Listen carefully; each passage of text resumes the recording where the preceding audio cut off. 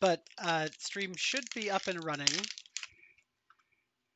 And we're just gonna do. I mean, I just sent out a message saying we're just doing a little book reading in a library. This should be a really boring session. Oh, probably. Yeah, no, it's And yeah. So if we lose power, we won't know if it'll. It says 1 to 2 hours is what they told us. So if we lose power, it could be 1 hour, it could be 2 hours. There's literally no way for us to know. It's whatever the power authority determines is appropriate. That sounds really great. Yeah. All right, 1 second here.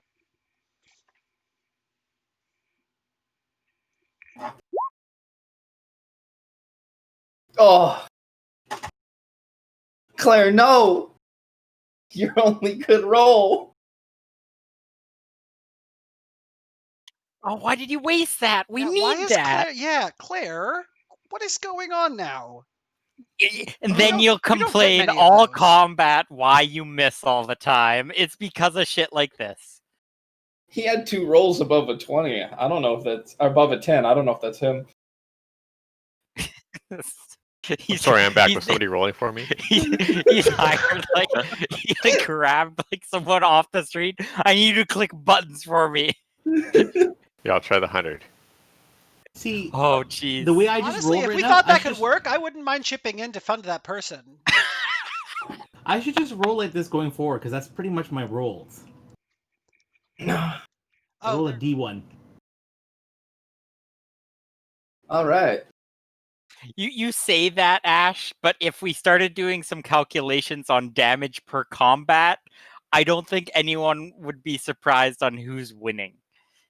I mean, I've missed almost half of my shots. No. I don't think he won last one. I think Saigar was pretty well above him.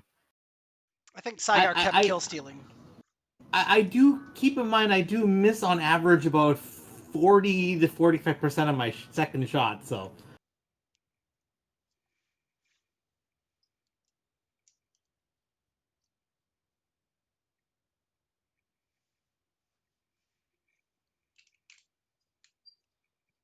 Yeah, we probably have 2 combat and 2 sessions, guys. I'm really excited for us to have another full-length combat game session next week. Or this week, I don't know which. Is that next week, the full session combat? It could be this week, I honestly don't know. Oh. Fucking I picked the best class for this combat-centric campaign. You did, man. Do I have anything left? Punch class. What is Melgar's character doesn't feel that deep? Because he just meant to punch things. I mean, just look at my 2 shots. I fired a 2 and a 6 on my first attack. And the second one you crit and got a 27. That's rare. I threw him a good roll already, so there you go. There's my. We all know the truth that you made another character who can use big 2-handed weapons and shields and heavy armor and stuff. Specifically, if in case Morgaine comes back, you can be like, "Well, my name's Melgar the Bugbear. Here's all my supplies that I've gotten from traveling with the party. Now I need to go." And just you fucking go back to space. And it's not even it's like that old we lost a budget thing where it's a PowerPoint of him leaving. Also, hey, here's a sword that can cleave the world in twain. Try and have Vale steal that from you, Morgaine. I'm sorry, he hasn't stolen anything. It's been given to him willingly. That's also true. Yeah, actually, you're right. You're not allowed to give that sword to Morgaine. I want to start. Can we start?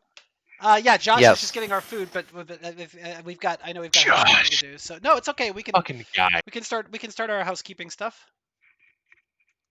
See if my audio works.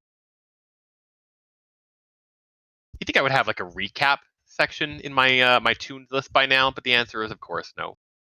Play that one we started the campaign with. That's a jammer. You mean this guy? It's been a while. Here come the copyright strikes.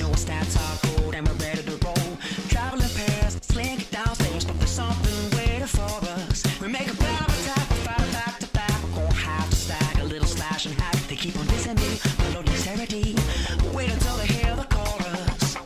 Sooner or later, the dice land on the table. You know that's what fables are made of. Everybody sing, oh yeah, it's a critical hit. My main man did double damage with it. Everybody sing, oh yeah, it's a critical hit. This is a critical hit. My main man did double damage with it. Oh yeah, it's a critical hit. My main man did double damage with it. Everybody sing, oh yeah, it's a critical hit. It's critical. Just as an aside, thank you so much to Mitchell of his band No More Kings for letting me use that soundtrack in all my games. He's fantastic. If you guys haven't heard of No More Kings, you should definitely listen to them. They're great. Oh my god. Is that a dig of your other campaign right there? What?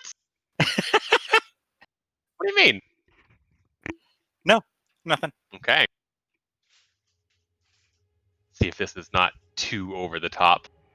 It might be. Quick pregame notes. We had some votes this week. Oh, that's definitely too strong. All right, chill out. Thank you. A couple of votes this week. We had a vote for Kyvius, with a person saying that he just loved the interactions that Kyvius had with both Melgar and the Hearthbinder. Just the earnest and happy, persistent attempts at diplomacy in the face of a very obviously disinterested party, and just the incessant questioning of everybody's new friends. So it's I think that's completely, we all agree with that.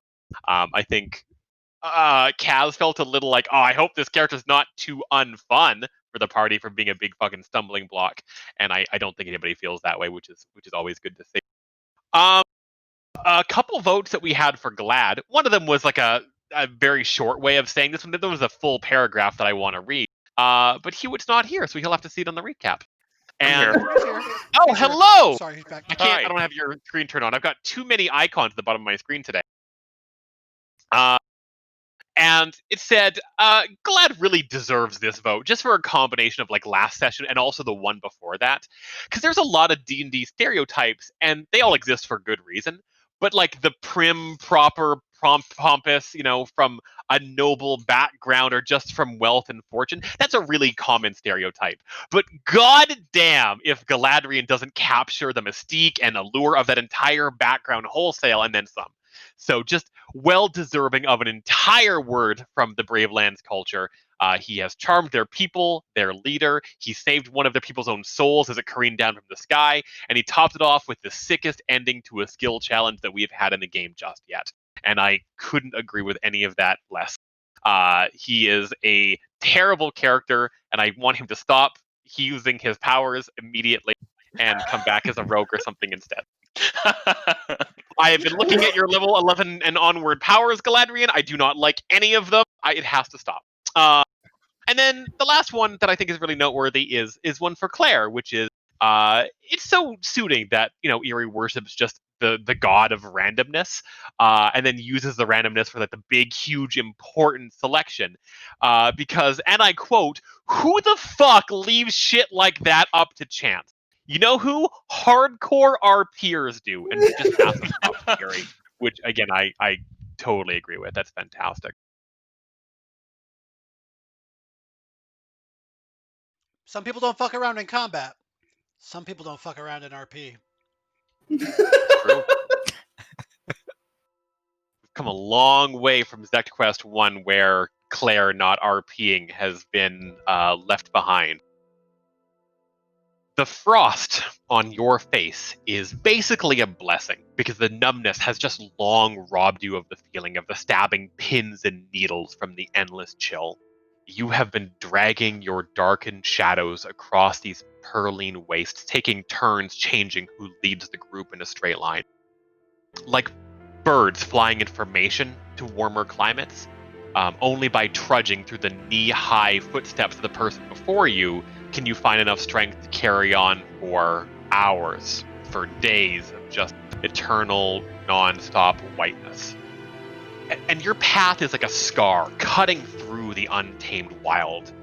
Your blue lips are cracked and bleeding. Your breath is shuddering, like you can feel frozen droplets of moisture rattle around inside of them, like a deathly ice maraca inside your lungs. And you all stay fairly silent so that the Wendigo riders don't hear you, so that the the various threats you were warned about. Brunor had called one of them the Nof Kel, don't spot your shapes from a distant height. But it's pretty easy to stay quiet when you can't even hear your heartbeats anymore. They are murmuring softly like they're about to just fall into a deep slumber and cause you to collapse face first into the drifts with them. Kyvius, it's you who I imagine that mostly leads the way. Your burning dedication never faltering, although the cold seems to affect you probably more than anybody else except for maybe Eerie, given your quarter fiendish heritage. And Volantusk had been a little bit better. There, the people were at one with the cold. They called Foundling stones in the sky with ancient druidic hymns and chants, and somehow managed to both be welcoming and insular at the same time. You had spoken to the Heartbinder there, a woman that you had seen only briefly long ago at the Concord of Leaves. But there was no treaty or understanding between your two nations that got reached from your meeting, because instead she managed to keep the conversation focused, and she talked circles around you and ensured that you left feeling confident that your trip there hadn't been a waste, that you had walked away with so much information, and yet somehow you accomplished nothing. At some point, your thoughts turned to home. Before you guys had departed the kingdom, Gladry and Eerie and Kyvius had commissioned work on some construction. There had been a sense of normalcy returning, even though your volunteer workers are struggling with your explanations of why several blocks of labor are now kind of a scorched earth situation. And remind me, Eerie and Kyvius, what you guys had built together. I know it's been a while.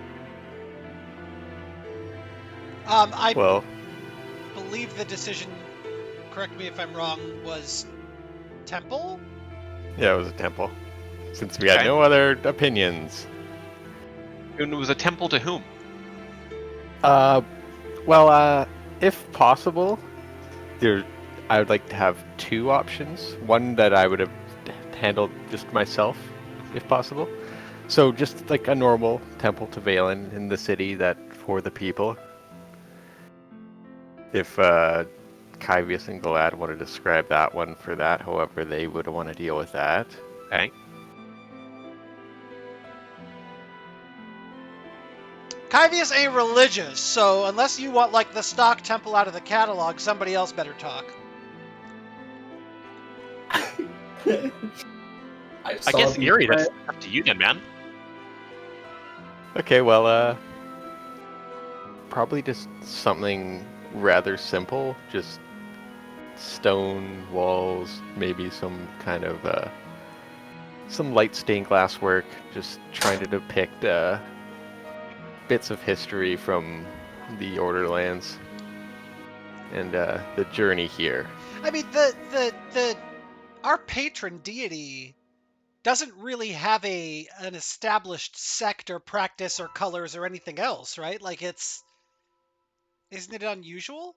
Is that correct? Very Or much incorrect, so. Seal? Yeah. Okay. I don't imagine Valen has many temples basically anywhere. It would very much be sort of a flying blind situation. You certainly know that she is a very colorful deity. You would probably take things like stained glass windows and this idea of an openness to all, a full inclusion. But beyond that, it's a pretty up in the air for what a temple to Valen actually looks like. But I imagine that the dwarves who are, especially Castellan, who is much more pious than any of you, would probably have a good idea of what to make it look good. What about the second sort of little religious area that you set up? So this one is just something I'd want to do on my own, basically. Just in any nearby forest or any wooded area nearby our kingdom, just start working on a bit of a path through the forest with a couple forks, multiple forks, just continually forking and looping around, turning back on itself. And just on one path, though, leading through to the end where just a small little stone monument, I guess you could say, to Avandra. Where the journey to get there is half the experience. I really like that. And I have added the diplomacy and spiritualism to the kingdom stats already to represent these two temples. one much smaller than the other, but no less important, especially to you, to your kingdom. Sagar, you had a prisoner brought before you. Shay's adoptive father and known criminal was accused of war crimes, as you will recall. He was secretly helping aid the Ka with the development of Warforged, powerful technologies, drilling machines of Battered Edge, the train that allowed for your kidnapping when you were children to begin with, and was integral in smuggling huge quantities of residium and magical armaments across the sea. And he was imprisoned on multiple provable charges of conspiracy against the crown, and no doubt his release would cause quite a stir in your new homeland here in Dokasur. And he had basically taken the stance that while none of these claims were untrue, he was just requesting leniency given that the kingdom that he committed treason against no longer existed, and he was pledging his loyalty to Dokasur instead. And he also promised to prove his commitment by relinquishing a stash of magical, powerful artifacts that he had hidden in the Etched Plains. And so he's been brought before you a second time for your judgment. Although without having any kind of functioning courthouse or a full writ of laws, you're really just kind of making this up as you go. Many of the protectors have arrived, and you are now standing basically before a full room of the many soldiers that Warren has trained, just to hear your proclamation of judgment as well. So I'm curious what pronouncement you give, having been made the voice of the nation by Vale Draxon. Sire is going to take a very... What's the word I'm looking for? He's going to take a stance that is not going to be popular whatsoever, but frankly, his demeanor is he just doesn't give a shit. He is going to basically turn to the old man, and the judgment is that we are going to see what this old man has to offer in his stash, and we're going to give him his release if it's worthy of my judgment. Essentially, it's come down to the point where we are desperate. We know that and desperate times call for desperate measures. In our case, we know that we have situations we have to deal with, and we need every bit of help that we can get. We don't have the luxury of holding long-term grudges or things that may have happened in the past. I'm willing to give him a chance if he can prove his worth to us. Understood. I think in this particular case, old man, he's definitely, like, this isn't his first rodeo, and he basically lets you know that you can trust him extensively, but he does need to, like, have a couple of the protectors basically escort him to the Etched Plains where it can be released. He will not, like, give you the location until his freedom is guaranteed. But he will retrieve the magical items and the vast wealth, and then he will return with it. And then await your judgment from there. So he is going to get the items and come back to meet us? Yeah, we would say that you could send some of the protectors with him to ensure that he does precisely that. But he won't tell, if those are the terms, he wouldn't just, like, give the location of these vast riches and treasure if his life is not guaranteed as part of the deal. He'll retreat, like, so you don't, like, like, cool, thanks for the location, and you're dead. He'll actually, like, go retrieve it himself as opposed to letting somebody else go in his stead, and then he'll return with the soldiers and let you pronounce judgment from there if it is sufficient. I will guarantee his life. I'm not going to kill him. Okay. But his freedom, I guess. Well, that remains to be seen. So that's the deal. He would basically only allow this to go forward if, like, you trusted him to, like, actually go get it. So in this particular case, I feel like we're talking about, like, a wisdom plus military role seems right to me. What do you think? I think it's a wisdom roll for sure. Military? You mean warfare? Military is the kingdom stat. the kingdom stat. Sorry, my Yeah, apologies. there was a cool macro button that was made a while ago. No, I think that makes sense. I think Okay. kingdom stat wise, I think military is the best one there. Is the military stat getting rolled? I don't know how to. I don't know how to roll it. I'm sorry, I don't have the macro. That's okay. You We've can manually never add it together. used- Whatever your wisdom modifier is, +4 for the military. Got it. So wisdom is 9. Also, bullshit. You have the macro. I put the macro in your sheet. You did? Yes. Stop. Okay, whatever. Sorry. Sorry, my wisdom modifier is 4. Sorry. Okay. Am I rolling wisdom then, basically? Got 18 fucking wisdom? I do. Oh my god. Yes, wisdom +4. So you would, instead of like hitting the wisdom button, it's a manual like / roll +8. I am so sorry. Is it roll d20 basically? It's / roll space 1d20 +8. And the difficulty for this one is 16. A little better than 50% chance. Of course. Why do you say these things? The terms are amenable, and Old Man does in fact like leave with a fairly decent some of the best trained people that sort of Warren has to muster so far. And a couple of days pass, and then like another week, and then a month, and eventually a courier arrives and informs you that 2 of the soldiers basically are in Port Ironghast recovering from the injuries they sustained at Old Man's escape. And there was a small, basically like a bunch of platinum and gemstones and astral diamond dust that Old Man had sent in exchange for his life. But he's long gone. He took the opportunity, saw the distrust, and bailed.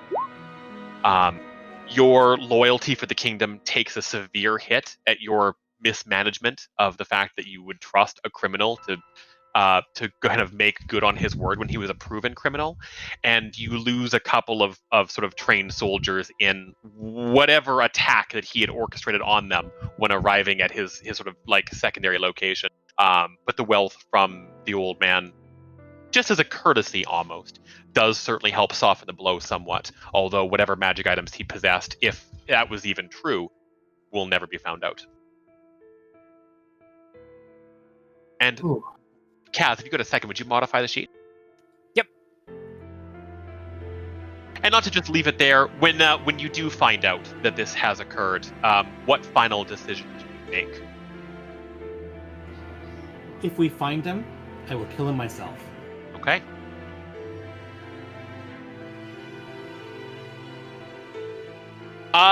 Yeah. And then I'm sure this will be a real short, quick, easy one. Warren, there was a noble house in the Ka that basically said that they stood up for your kingdom and what Dokazur was for, and that it would be possible for the 2 nations to achieve some semblance of peace. And immediately, in a show of aggression by the Ka, the dissenters were silenced. And immediately you discovered within the span of a couple of days that the most of the lords of this noble house, some of whom were actually illumined, like Jin born themselves, were taken, their resources seized, and basically brought for torture somewhere. What's your position on this? So when Steele says a nice easy one, he's being coy, as we talked yesterday, and it was so up in the air as what I'm trying to do that he has asked me to split today's event into 2. It's true. So, for today, it's really interesting because it's so clearly a trap and a test. And so clearly something laid out very specifically by the Ka. Test might be the wrong word. Trap is the better word.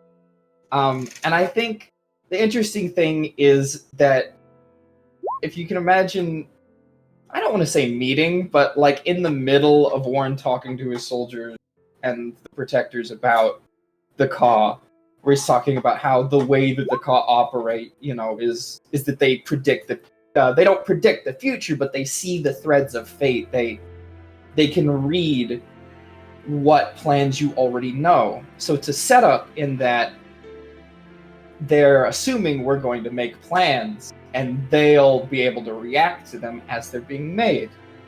And it's in the very middle of this conversation and idea that Warren does something he does pretty often with the group, whereas he gets a thought and he just walks away. And he just leaves following that train of thought. I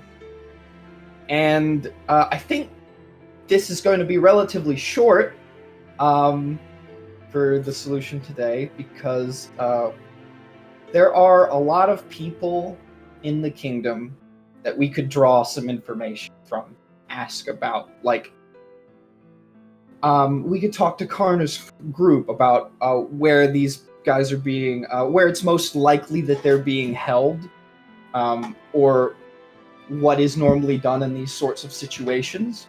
I could talk to Kielvasen about someone who's been at war with the Ka for 10 years, about what it's like to travel their sands and places that their cities are most frequently located, what High Helm knew from their interactions with being unable to breach Ka borders. I could talk to Arxis about his experience with the Ka, and Warren could rely on his own knowledge. And I think the most interesting thing is that what he does is he gets whatever the equivalent of fantasy earbuds would be, like something to clog his ears, like slime or something like that. And he does ask all of these people these questions. But he brings with him parchment and letters for them to write the answer down. And he takes the letters, puts them in a bag, and doesn't read them. Whatever their response is, whatever they've told him. And he goes to Erie and asks for a coin, hopefully one blessed by Avandra. Just a simple gold coin. And he asks for 2 scrolls of sending and makes 1 scroll of magic circle for himself, which you can subtract all the residium from all of those. And he takes all of this, and using the star chart, and this is where it gets a little dicey, using the star chart, for a couple of days, he spends in the kingdom, he flips the coin given from Erie, and when it lands on heads, he leaves the kingdom out into the Ka sands alone, taking resources he needed to travel. The only real destination in mind eventually out in the deserts following the maps left from the Dust Hunters is wherever would be kind of the center. Not like right in the center, but a place where, like, the first time he sees one of the moving cities, he could spend time looking at it and studying it. But again, no real plan in mind. Continuing to flip the coin after he's reached the destination until it lands on heads, at which point will lead into what I think next week is, where he'll tear as close as he can to call land, tear open the backpack with all the letters, read all the information, and make a plan as fast as possible to be enacted within that hour. Wow. Okay. Can Yeah. you give me a saving throw? Yeah, what kind? Just a D20. Okay. There's only one saving throw in this game. Yeah.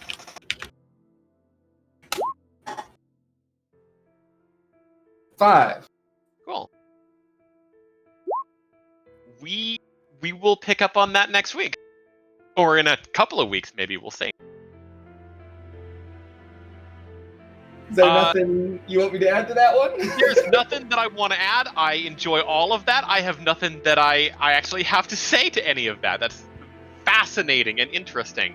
Just to clarify, though, this is a plan that, of course, will have to sort of take place as we've talked about a little bit, basically after the current sort of arc where you guys are in the Tempest Cradle, or about to go into the Tempest Cradle.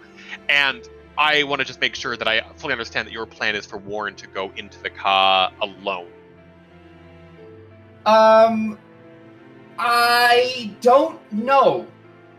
So the weirdest thing is that, yes, he goes into the Ka sands in the deserts, but for instance, if the information he reads is that there is no solution and that there's nothing he can do for these people, he goes home. Yeah. If it doesn't look breakable, he seeks diplomacy. If it does, that's why he brought 2 letters of sending. Got it. Understood. Okay, cool. That's also why I think, now you can change your mind here. I actually think, that education from the kingdom should play in, because this is entirely dependent on what the people have given him. I thought about education as well, and I think that I'm going to leave that to be the next time you do it situation. I think it's going to be a charisma education. You relying on basically all of the kingdom's sort of collective knowledge, and your own just sheer willpower and gumption to make this plan work. But I think that'll be the second part to it. Okay. But that is extremely interesting. I don't like when you say interesting. And so the rest of you, at last, stand on an overlook. You are huddled together for warmth, except for Melgar, who looks like he'd be the best person to cuddle up with. Getting right into his thick and shaggy fur. But much like the tauntauns of Hoth, he probably smells worse from the inside. And between you and the frozen citadel that I have noted is called the Tempest Cradle to most people, or the Library of Ioun to those in the know, is a sea of broken ice. It's a few hundred feet across, with dozens of glacial shards large enough to hold your party between you and it. And you had seen the shape of a creature that some of you known to be a beholder, collecting a shard of fallen crystal and taking it into the vast broken gates of this desolate, almost like a lighthouse at the end of the world. Who speaks first? I think Melgar did, if I recall correctly from last session. Yeah. Let's go. We're here. Wait. But did you just see what that was? Yeah, it's a thing that floats. It's a thing that floats that looks supremely dangerous. Have you fought one of those before? No, but it didn't look that bad to me. It was an eyeball. Much like you, my friend, appearances can be deceiving. For example, when I saw you, I thought you'd be like a talkative, bro-y companion who'd like lead us through the wilderness and talk our ears off and teach us all about the customs here up north. How much of what I thought was true? Let me rephrase this. It is in there, and we are going in there. So either we go in there now, or we talk and go in there later. I don't see any point in talking. Oh, okay. I was just thinking that maybe we might want a strategy when we were following it in. Because it had a lot of eyes, it was floating, I'm assuming magical, I'm assuming rather strong given what it was hauling around. I'm just thinking maybe we should be a little sneaky going in. Milgar will just stare at you after that comment. There's also sort of the metal friend that we know over there. I think sneaking is the right order of the right way to do this. Can I ask a question? Steele, the footprints, the strangely Did large we see him? mechanical. Or did No, we just didn't see see him. We saw his footprints. So The interesting thing that you notice about the footprints is that they are very, very brief. Like, you can follow them back, and they just vanish for long periods of time. You recall when you were at the Titan's Gate with Melgar, there was a set of footprints that, like, exited the actual building itself, walked for about 10 feet, and then just vanished. Do what footprints exist? Do they follow the same path that the beholder just took? You don't see any footprints from here leading into the library. Gotcha. There was a couple of small ones that's not too far from you that looked like it was like somebody like looking out towards it, and they don't like turn around and go back or anything. They just vanish, and you momentarily have like the vision of Jan Savos like getting a raven ride across the gap like he's a Dark Souls character or something, but they simply stop. Damn. Okay. No idea if we're gonna get any help there. How much would any of us know about a beholder? I'm trying not to totally metagame here, but I'm just wondering. Yeah, I'm curious too. Yeah, if you want to go ahead and give me an Arcana check, that would be a DC 28. Ooh, that's a big one. Yeah. And of course, everybody gets it. Oh no, my first one missed. There. I don't know why I rolled My twice. dad was a Claire, beholder. stop! Stop right now, Claire! That was a beholder. There are a couple of different ones. Beholders are much like dragons in that the longer they live, the more they kind of like come into their own as a species. Beholders are interesting because not only are they incredibly intelligent, they actually believe that they're superior to like all other species. Anything else that is intelligent is either a thrall or a food source, or like target practice. They can't be reasoned with or discussed with because they believe that the only peer that a beholder has is another beholder. And they are actually born from the dreams and nightmares exclusively of other beholders. Some of them will like imagine like a perfect mate, for example, and that will create one into existence. Or they might imagine like having a child to impart its progeny and years of knowledge upon, and that's what will be born.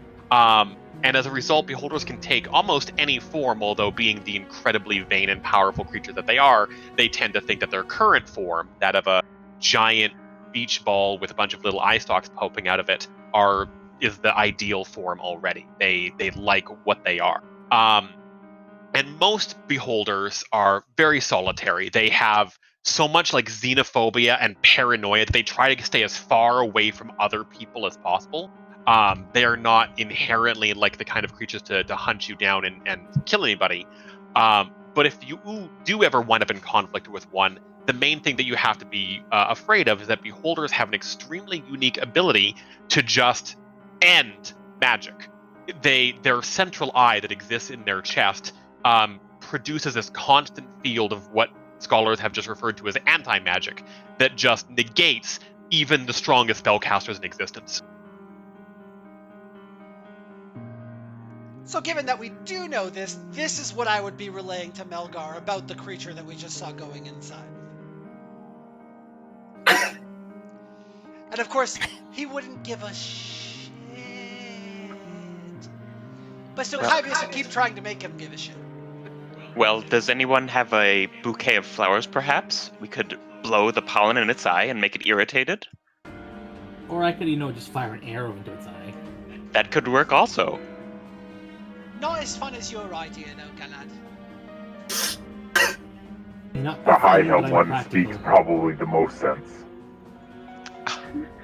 No need to be so rude.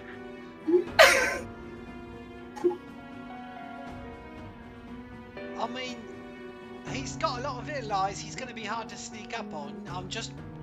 Okay. Yeah, so I've done my talking, Melgar. If you still feel the same, then let's saunter on. I just want to make sure you're aware of the danger that's ahead. Yes. Great. Enough talking? Guess we're going forward. And There's no easy way across. Just turn him around if you can. Make him not look at, that's my little sparklies I'm going to make out of my hands.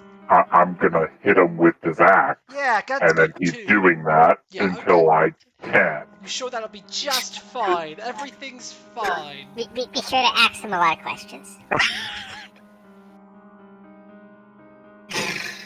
Well, chop to it. There's no easy way across just the chasm of frozen ice water. How do you guys cross? We take the easy way. We take the hard way. Oh, damn it. I forgot. Nice. That's what I assumed. All right. Anyway, you're inside. No, So wait, the ice is not fully formed. We've got partial melting. Is that what's going on? This is sort of like hidden in the farthest northwest corner of sort of like the known civilization on Rios. Yeah. And as a result, if you were to continue like another half mile in any direction, you would hit the opal trench that cuts the entire island in half. Right. And as a result, there are many like rivers and offshoots here that have this area basically half oceanic, where this particular structure is now surrounded by, again, this frozen chill of ice. And like looking out of the water, and it's not quite so rough and tumble as it is in that picture there, but just But it's not. your bodies are it's not not going to stable, take any right. more. So I think, unless anybody has any other ideas, I think I was going to suggest maybe I could try to plot a path through this fire an using arrow and them- make it a bridge of arrows. Well, before we do that, I was going to okay. I was just going to see if I can plot a way through this by studying it using engineering. That's a really good idea. Can I assist him with nature? Knowing that he understands how the lands and the ice sort of works, Hell that he yeah. can advise him, yeah, that won't work, you'll just fall through. That's really good. Let's go ahead and just assume that your aid is just a +2 bonus to Saigar's roll. Saigar, before you roll, you sort of pitch this to the group like you're pretty sure that you could track a route across. You can kind of see where the glaciers move, and you can kind of see spots where the group could easily hop across there. And the question is I'm going to have you go ahead and roll once this process has started. Do you guys trust him? So Saigar? I'm basically trying to roll this as we walk, basically. Correct, yeah. Yeah. And I want to just make sure everybody's committed to that plan before we go. Game-wise, are you sure you guys trust me outside of the game? Listen, live or die by the roll. Let's do this. I'm pretty sure it doesn't matter to me either way. You're just gonna Oh no, you're all drowning. What a horrible fate. Okay. As the group kind of collectively moves through, I'm going to go 1 for. I'm not going to have Saigar beat the danger person, so it's going to be 1 for Warren, 2 for Kyvius, 3 for Galadriel, 4 for Melgar. Cool. Warren, you're the one who's like you struggle the most with this actual acrobatics. Surprise, surprise! Given the weight of your armor and Andea Sova, and this is the path that he's chosen is much more suited for Saigar than it is for you. But of course, Saigar has taken you into account, and we're going to see if this is successful overall. Saigar, can you go ahead and roll for me a D9 or DC 19 dungeoneering check? Easy money. Yeah. With you in the lead, the group is easily able to make your way across. And before we go any further, can I also get a stealth check from every single person? Oh, I'm a God. very sneaky boy with my glowiness. I think we have one person in the entire group trained in stealth. That's about right. That's on brand. Go ahead. Yeah. I think I can help us with that though. Give just a second. Oh shit. All right, Kyvius has. I would imagine Erie's. I would imagine Erie's hanging out inside my hood. Yeah. Oh, and Kyvius is checking his list. Checking it twice. I thought I had Checking it. something for that. Thank you. Well, not really. Not without. I still needed to find I need to find some cloaks for us. It's all right, Galadriel. When you're so flamboyant as you are, it's very difficult to sneak anywhere. Thank you for understanding. It's a blessing and a curse. I honestly feel insulted that you stand out more than I do. I mean, look at me. The funny thing is, I'm not even trying. Warren, you just That's blend in not- with the water, to be honest. I could sink in it real well too. You ever tried to swim with one arm? Sorry. With the wind whipping up a storm, filling your ears behind you, you do basically like sneak into the open doors. There's no erosion here, of course, so the motifs that have engraved these once enormous great wooden doors still remain. And as you slip inside, you can see that this fairly large chamber, further on, contains row after row of bookshelves. Each of them is nearly 40 feet tall, and they stretch off in the distance, further than you can see. And every shelf is packed with scrolls and tablets and books. There's a few tables and chairs that are interspersed between the shelves at various points, providing convenient places to read. But when you first walk in, on either side of you are you're not sure if they are like mummified statues or if they are like just frozen icy wreckages of people who have been here before, all clad in the exact same blue rune-covered clothing of various races. They stand frozen, as if frozen in time, on either side of the pathway. And in the center of this large entrance foyer chamber is a large scale, probably around the size of like Galadriel's waist to head, with 3 separate weights as opposed to the 2 that exist normally. And then there's a handful of stones nearby on a very peculiar jade dais. And just beyond that is a large book, probably around 7 or 8 feet tall as well, that is closed. It's just this enormous tome that on the top of it is perched a shape of a 3-eyed owl, where you clearly see that like one of its claws has been lifted slightly so that you would be able to go ahead and open the book. But everything is frozen and still, and there is no movement within this place at all. In fact, the first bit of movement that you see is Kyvius mumbling under his breath for a moment and just doing an arcane gesture, and all of a sudden the 6 of you feel the presence of a 7th individual, an invisible shape that moves with Kyvius.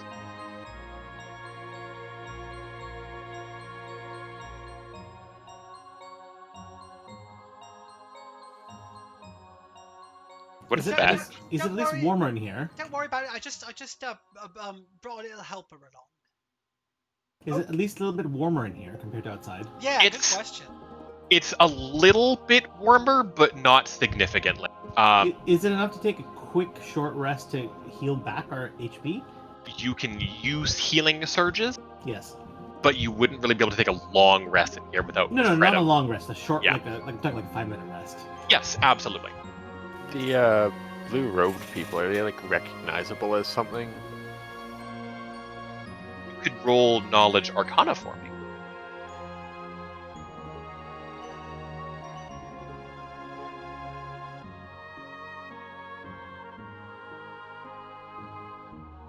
The answer is actually surprisingly no. You imagine that they must have been either like perhaps followers of Ioun at some point in time, or they're here as like an object lesson, but you can't understand their purpose. It seems not somber, but welcoming in a way that you can't quite put your finger on. You do know that the blue and white robes that they all wear certainly do match the colors of Ioun. And they're just robed figures, or can we make out like are they human shaped or? Sorry, I might have missed that. No, they're all humanoid of different races, half orcs and humans and elves and so forth and so on. And they all appear that in the middle of their forehead is like just a small little like a dash of ink or something that's long faded away, perhaps to represent a third eye. But you don't really want to touch one because you fear that like reaching out might just cause it to crumble. They almost seem like frozen mummies. It's hard to tell if they are. The color has been drained away from them and they are like statue-like, or if they are sort of magically frozen here. Do any of them look like Arxus? there is no sign of Arxis among them. No little hobgoblin.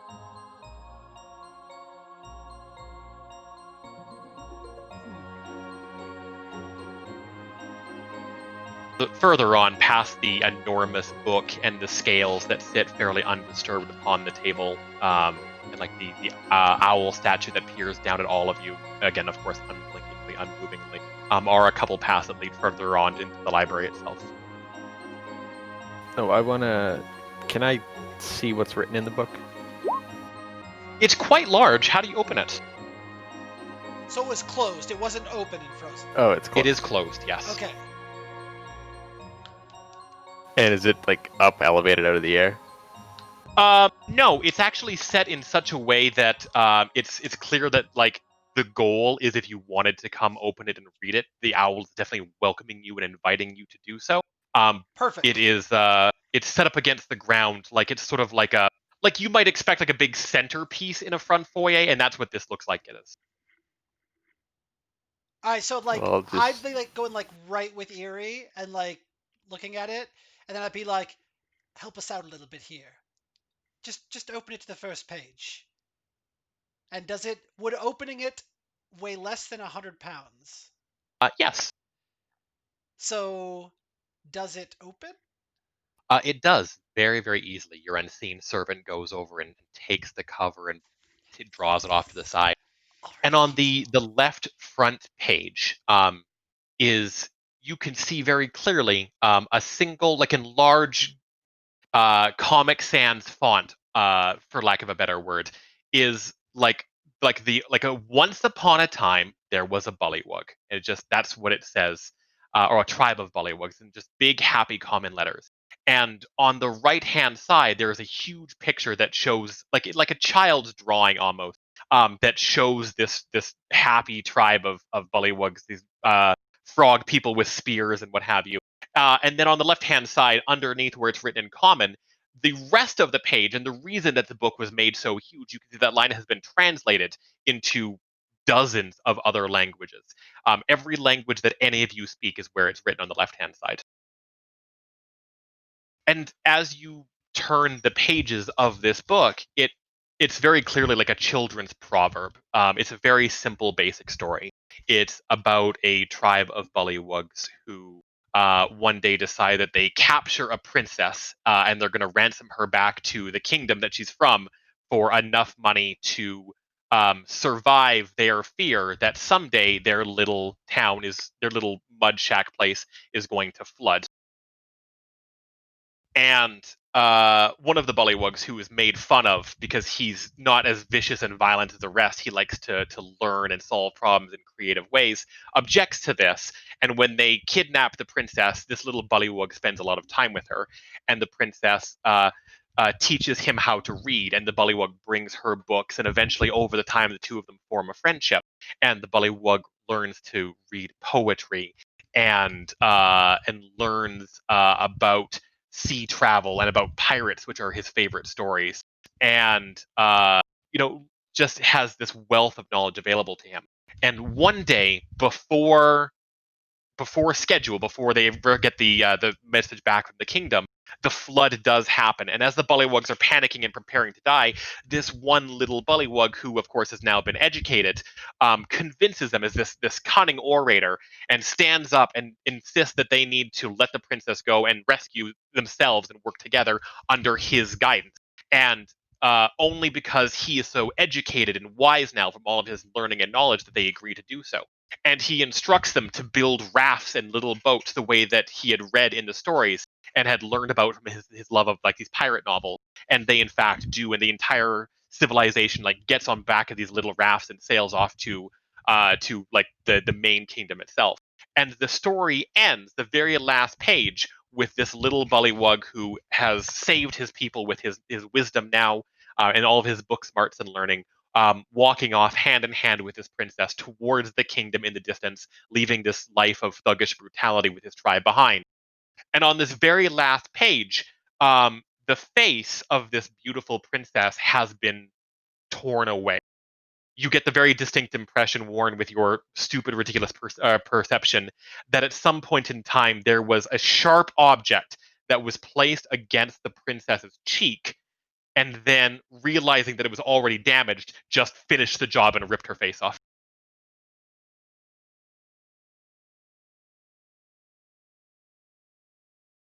But it's just a little proverb about learning.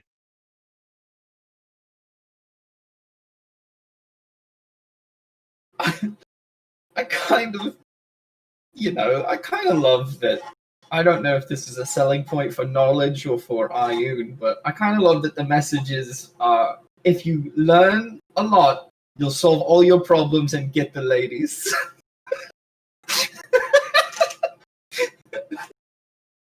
That is correct. The implication is that like the Bullywug and the princess were friends, absolutely. But Right. yeah, But I'm with you know. Yeah. I guess I don't. That's the much less popular sequel to the proverb. But that's all it is.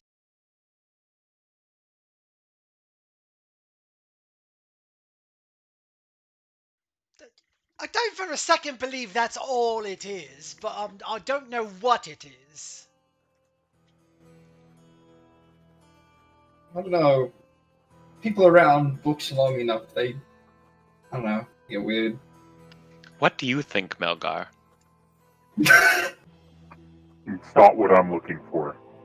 Although, to be fair, I'm not quite sure what I'm looking for. I was just going to ask you that question, so. I knew I had to come here. I'm not sure. I know the information I want to learn. I'm not sure where it is, though. What's the information you want to learn? Maybe we could help keep an eye out for it. It's about my task and the consequences of. Of success? Yeah, or failure.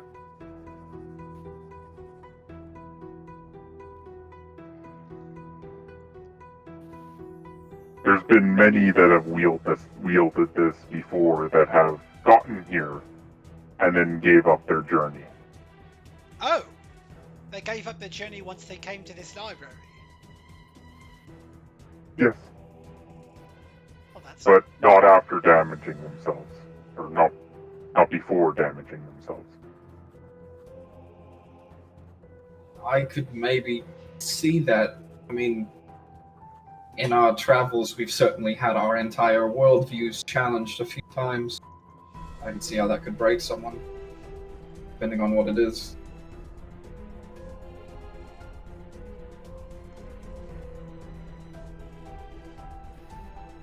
But it's merely a formality. Nothing will stop me in my quest. I only do this to fulfill Cord's challenge.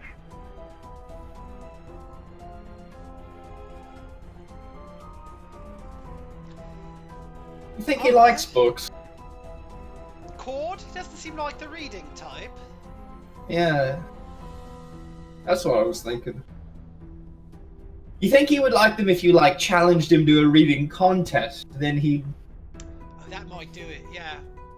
As you guys are sitting there talking about deities, I literally am rolling my eyes so fucking hard at this point. Especially when you're trying to anthropomorphize them, basically, they're. I wonder what they're doing. You can visibly see Saigar getting very irritated. I think Melgar would retort with, just quickly before we transition here, is Cord is one of the greatest storytellers of the gods. But his stories aren't in words, but in actions. So he makes his followers live out those stories.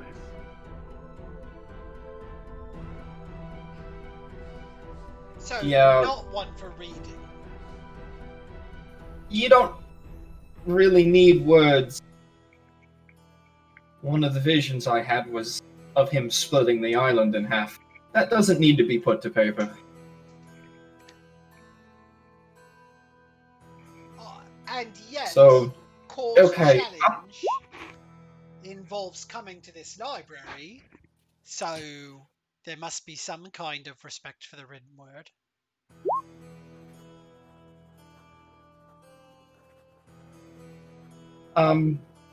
I don't really know. I'm not very familiar with books. I don't really know where to begin with this. It's out of my realm. What's your actual goal here, Warren? Like, what are we trying to get out of this? We Me? were looking for Jan. That's Yeah, the whole reason we came here. we're here to find the answers, and And if for we him can find extra information about what we're hoping to overcome, all the better. There's so many things we don't know, things we need to find out. Yeah, I'm not gonna lie. I mean, I walked towards the really big book right here in the center, but I could spend a couple of hours just traipsing through here and seeing what we could find if we're not in any hurry. The only thing I'm worried about is what we saw outside. So I think to answer your question, Kaivis, we are in a hurry. Yeah. If there's a good chance that if Jon's still alive, he's been here a lot longer. He might be more familiar. If we can find him. If he wants to share. Yeah, well, So, Steele, I think we're in the middle of the library right now. Is that a correct assessment? You're in sort of like the front foyer where there is this 3-section scale, and the stones beside it on that jade pedestal, and then just sort of the opening book that leads you further in. If you would like to proceed into the library proper, you definitely can. So, can we talk a little bit? Could I come and take a look at the scale? For why are you sure. laughing? It's Why it are is you a laughing? No talking. it's No, I'm not it's a talking. I just brass- I want to inspect something. Sure. It's a brass weight scale. You've never seen one that has like 3 sections before. And beside it on that pedestal are 6 stones that you recognize have arcane sigils carved into them, and they look so similar to the arcane sigils that you remember from way back when you were going through the Stair of Penance, that puzzle back then. But these ones are readable to you. They are written in Draconic still, but you understand the language perfectly for some reason. And these 6 stones say reason, perception, disinterest, ignorance, balance, deception. Disinterest, balance. So reason, perception, disinterest, balance. I missed the last 2. Oh, thank I you. posted it. Yeah.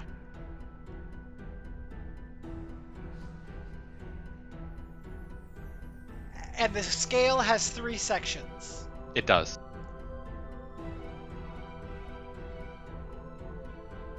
Alright, I want to mess with this, but I have a bad history of messing with things. So Go ahead and touch it. What's the worst that could happen? Snow globe. That's why I haven't yet. I'm just saying, there's a pile of stones here with symbols on them that look like they go on a scale that has 3. That is an unusual looking scale.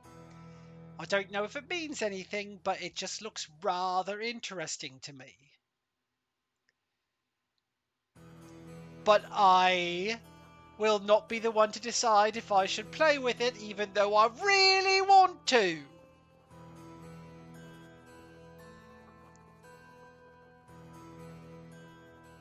there's only 3 stones? There's 6 There's stones. 6 stones, And but each there's of 6 them have- stones, have- 3 scales. 3, yeah, there's 3 sections to the scale, which is why it's unusual. It's not just. Now, are they all? So they're all they're currently empty. Is that correct? That is correct. Yes, And is the scale currently balanced? it is. Is there a brief? Not today. Damn. Unfortunate.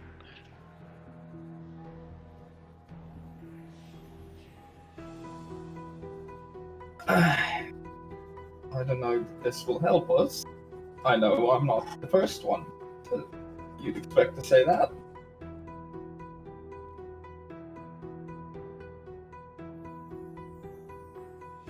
Wait, if what? What will help us? The scale thing. Oh, like messing with the scales. No, you're right. Yeah. You're right. I'll leave it alone. It's an interesting thing sitting here.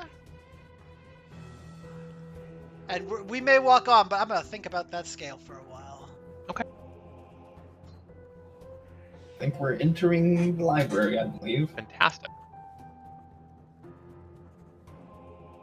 As you trek onward, the place begins to warm up substantially as time goes on. You find yourselves ascending a few flights of stairs and eventually think you get to like the highest possible point. There is workmanship here that reminds you that somebody must have had a fast station with timepieces, because it is almost like a clock tower at some points on the inside. There is an enormous chandelier at the top there that dangles with a few dozen beautiful pearlescent candles, and from the light of the actual chandelier itself, you can very clearly and easily see. Hopefully, I don't know if the brightness works on this map right now, but you can see that there are certainly like windows to the outside, and there is the exterior of a clock tower. Like this place was cobbled together out of different people's projects and different people's ideas that just kind of slammed it together. This place feels like somebody like worked and built and read here a long time ago, and indeed a cursory inspection to all of these things does suggest to you that they were all written by the exact same person. That's a Does lot. background- mean is this anything background on the really ground? Is this background really blurry for everybody else? Nope. Oh, okay, I'll No. reload. My bad. Did that change it for you? I'm just reloading the page 1 second. You just keep going, please. Sorry. Okay. Erie's looking at this bottom left, whatever those are. Oh, yeah, Erie. There are some runes that have been written here in red chalk, and they are also clearly written in like the language of Arcana. Did you want to like read them aloud? No. Not allowed. Okay. I'll read them in my head. Your head explodes. Oh yes, if I had spoken them out loud, it would just been the world exploding. That's true. Can you go ahead and just give me an Arcana check, please? I'm not very We're good at gonna be those. that a lot in this place.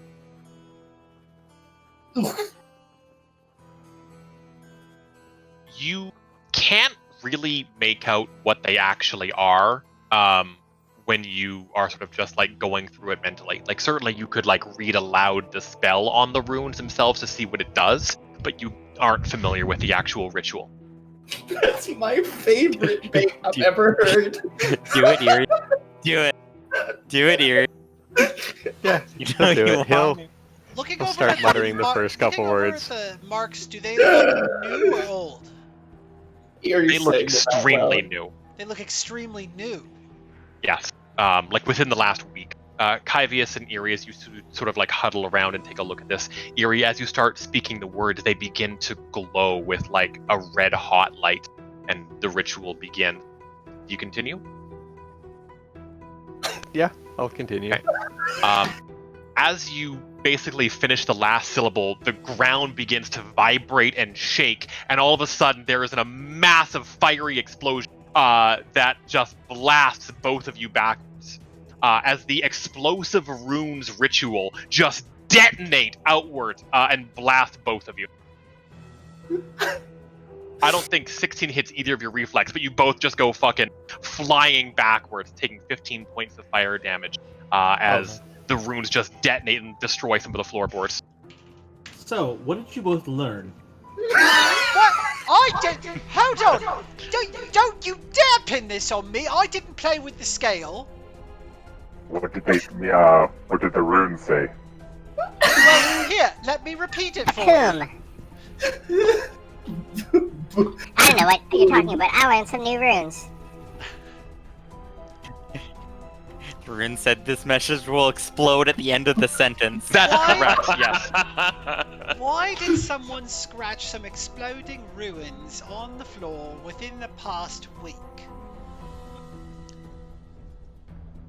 I bet. Precisely that so means- people like Erie and you could go take a look at it and tamper with it and it'd have it explode in your face. Yes, This might be a perhaps. warning. Accurately or inaccurately, they may have poor. They may think poorly of you. It might be simply a warning, right? I just want you all to know.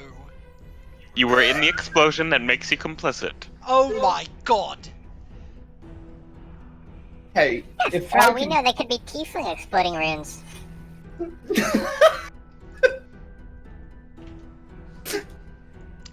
I'll It see feels you really guys good. later. I'm gonna go play with a scale for a little while, because if I'm gonna get all this grief, I better fucking deserve it. It feels kind of good to be on the outside of one of these this time. Wait, why isn't my HP updated? 78, enter. There we go.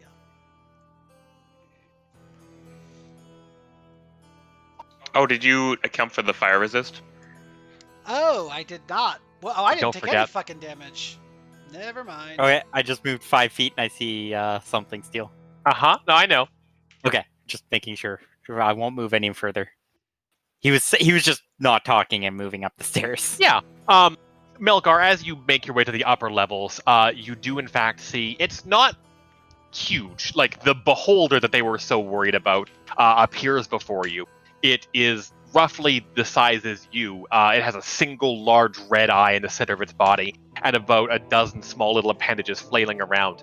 And it looks at you with a mouth full of teeth, and then utters something in a language that causes your left ear to bleed just a little bit, and begins to just move up towards a small hole in the ceiling. Goodbye.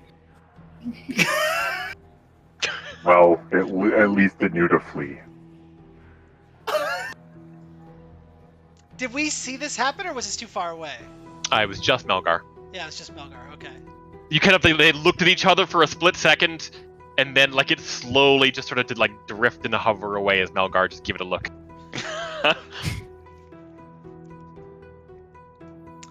Are these doors here? Are they? Or is it just like Those are the more ones you books? came from. Oh, no, they I'm so came- sorry. That's okay. disregard. My apologies. That's not correct. No, that leads in further into the library itself. Yeah. Gotcha. Okay. Can we see through them? Do or I not? take any damage still? You don't take any damage. Okay. You can see through them, and it looks like it sort of like leads to almost an unfinished basement.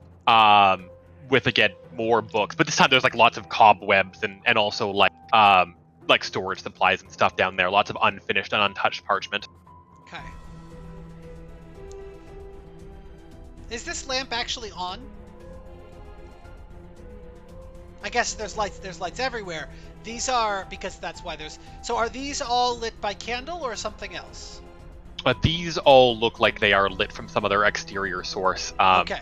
They all have inside sort of like the lantern themselves, they are all little gemstones that just glow with like an eternal light. Storm. You would know this to be the continual flame spell. Ah. That's a cool one.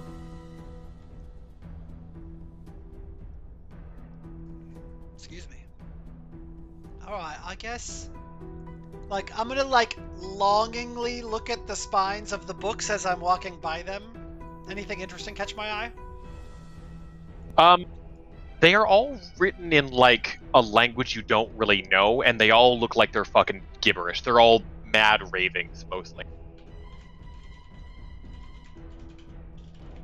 I could tell you the name of the person that wrote it, but it wouldn't mean anything to any of you, but you recall the name Kybius with your incredible intellect as being one of the sons of Ioun from the Stairs of Penance puzzle a long, long time ago. While you guys are doing that, I'm checking random books to see if there's like switches or something hidden behind them. Nice, give me a perception check. I'm also gonna... I'm gonna blow another healing surge. Just because the spell lasts for 24 hours. Damn. Wow. And cast Comprehend Languages on myself. Just because that might end up being useful while we're in here. Okay. Lasts for 24 hours, it can't hurt. Yeah, that's what I was thinking, just in case we Cool. see something.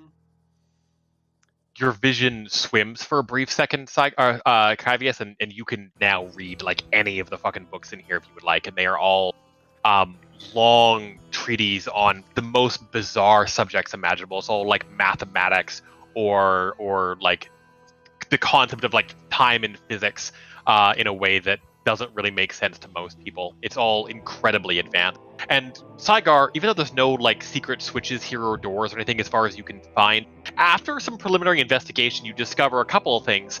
First of all, there are notes that have been sort of scrawled around nearby for people who have been here before you, claiming that there is no way forward. And also, and like it's impossible. This place is huge, but there's no way that they can figure out to get into the rest of the library itself. And also that it's very clear that there is strong indications that somebody has already been through this room and was extremely careful with like removing books and putting them back in the exact order that it was, in the way that you only notice because you can kind of see where the dust has been moved.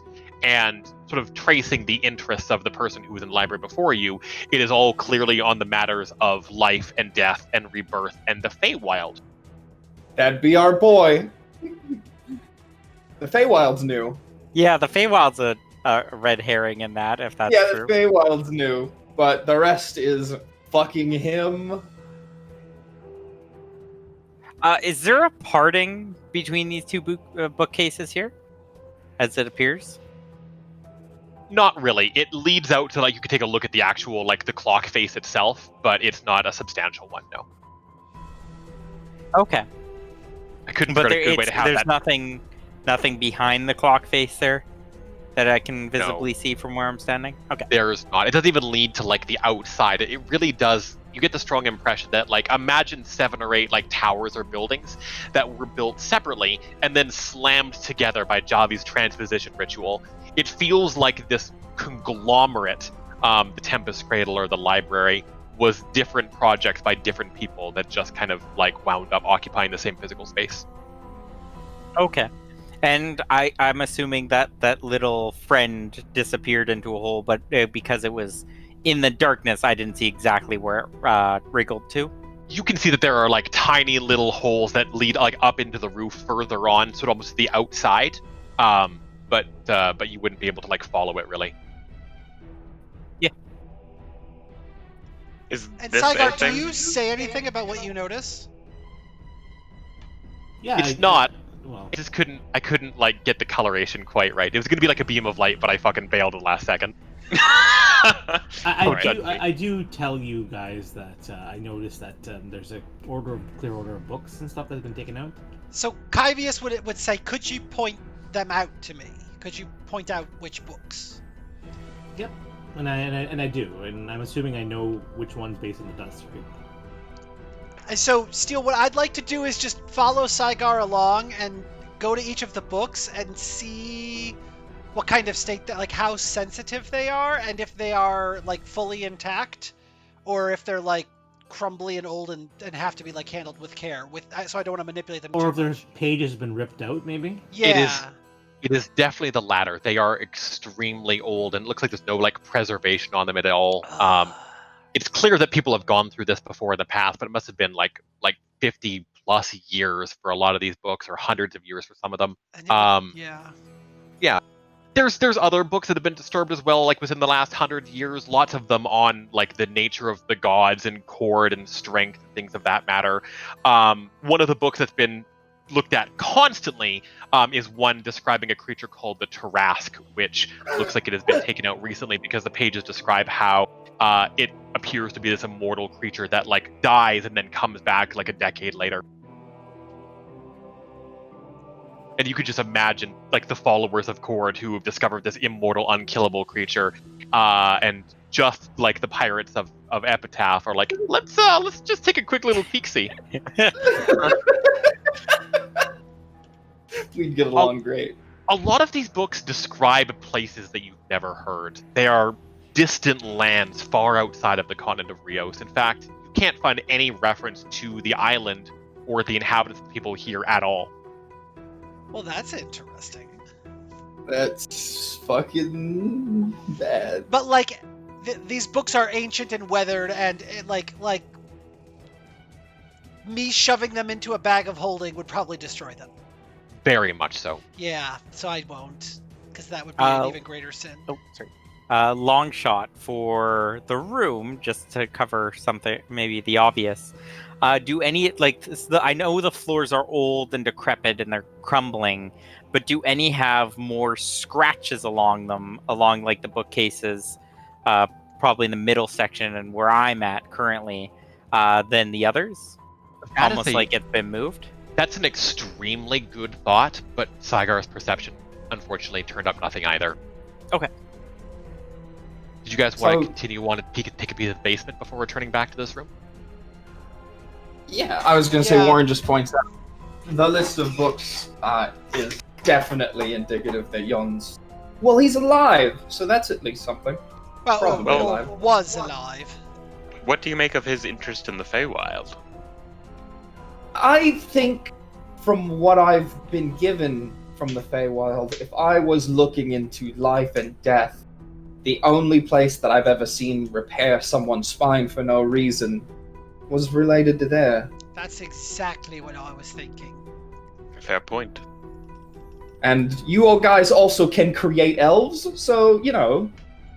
And also the immortality. Yeah, pretty alluring. Maybe he's figured out the thread. And he's very desperate. Is he ill or just driven? Driven. He's essentially given up everything he created, the entirety of the Bondsmay, just to pursue this. Magic item. I spot a magic item. Make go. It's gonna be cursed, just like every other magic item not in a shop. More You read cursed that one items. might fit you. Ah, yes, more things from my collection. Ooh. The basement there's one- itself is a little bit warmer, but again, not much. Everything here is, it's still, almost the spider webs themselves are just frozen solid. It feels more brightly lit and the colors are warm, but you can just feel like the heat draining from you.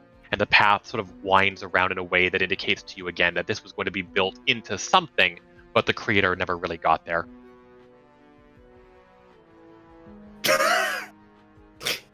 Sorry, we're laughing about this trap on the top of the shelf up there. Just on like top the of which shelf? exploding trap, though, it's not a Oh, question of I've got if, things over there. it's inevitable. I'm sending a quick message to a couple of people. It should surprise literally nobody that this perception message is in regards to sort of the bookshelf that the same kind of robe that the followers of Ayun wore in the front foyer is in regards to. It's trapped, yo. Well, Melgar's boots were made for walking. And that's exactly what they're gonna do. Wait, watch out. So that he's book. gonna. Watch out for it. Watch out for what? The book. I'm not afraid of a book. Wait, Be which book? afraid of it. Which book? Well, there's lots of books around here. Which book are we afraid of? Beneath the There's cloak, one. something with an eye. I'm gonna go ahead and. It's Oh, no, sitting I very spotted it. still. Steel, Saigar. Could you fix my character, if you don't mind, quickly? I'm just, Sure. How is it broken? No, actually, no, I'll do it. It's the wrong character. I'm just Yeah. gonna say, hey buddy, you see that blue robe? Go up and snatch it for me. And avoid that book that they're talking about.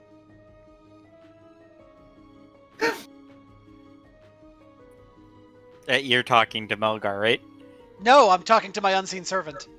Oh, okay, Oh. sorry. Yep. Fantastic. Yeah, no, your unseen servant, without any hesitation, floats over, and you can see the shape of sort of this beautiful runic garment just brought down before you, Kyvius. And it kind of like the arms open, like the runic servant's like, or the invisible servant's like, do you want me to Trying it on. put it on? Yeah, well, yeah, put it on, model it, give us a little spin, let's see how it looks. It does, absolutely. It slides these invisible arms into this invisible runic garment, shakes out a couple of cobwebs, and does a little just a pirouette essentially on the stage that you all can't see, like hand on hip in a sassy kind of way, sort of just demonstrating the pliancy of this very magically radiating garment. All right, And yeah, the you book can. pops off angrily. Yeah. Okay, guys, that book, I don't think it's. Oh, Jesus, it's gone. Wait. It Should we? slid into a nearby bookshelf and just like you It can had a see very like large long eye on saliva. it, and it had small little eye stalk tendrils coming from it. So it was a beholder book. I'm not sure. It got sad and slid away. Oh, he did. We have defeated it. Is it because he couldn't Yeah. eat my unseen servant? Yeah. Also, that's clearly has given you too much power. Yeah, Is there a but way it's to? but it's pretty fun, isn't it? I mean, More like the model. yeah, exactly. I mean, we just got a little fashion show in the middle of a snowy library in the middle of nowhere. I mean, who couldn't be Elgar's pleased by leaving. this? Okay, all right, Buddy. You can. And his name is Buddy now, by the way. If anyone else wants to talk to him, but he'll only listen to me because he likes me, unlike the rest of you. The hem of the jacket like moves up and down in a way that indicates that it is nodding in agreement, but of course you can't see this invisible head. All right, let me see that coat. Let me see it. As it disrobes this jacket and hands it over to you, you watch very, very. Like, it's hard to see because the invisible servant is about the same size that you are, but it does like shrink a few inches as it passes back over to fit you perfectly.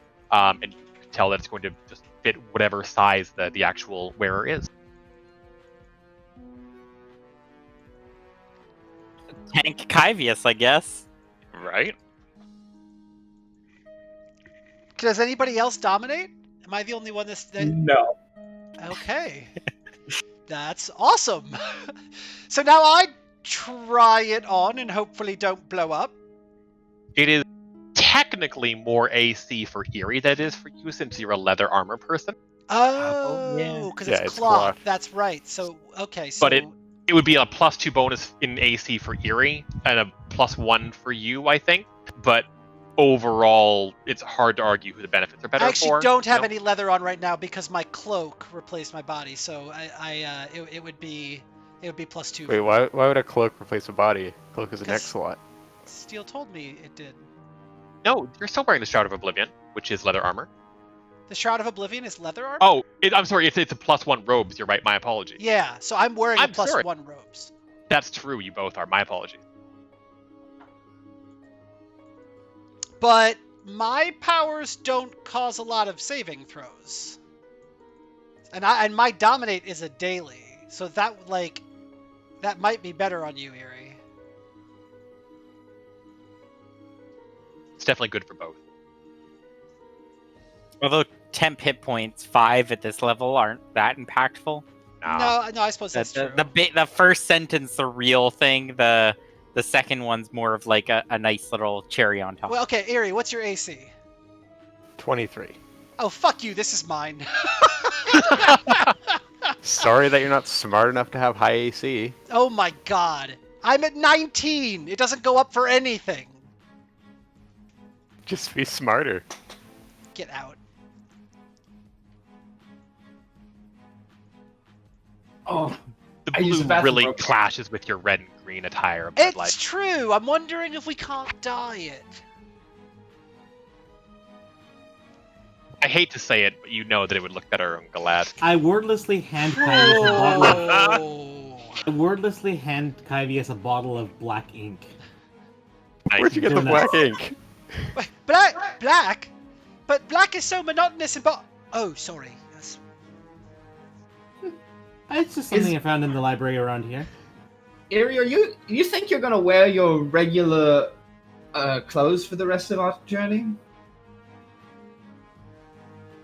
It's fine, I bought my own things. Oh, do you have a +1? I thought you had fucking base game. No, I bought +1 neck and chest. Like, okay. back when we were first allowed to spend gold.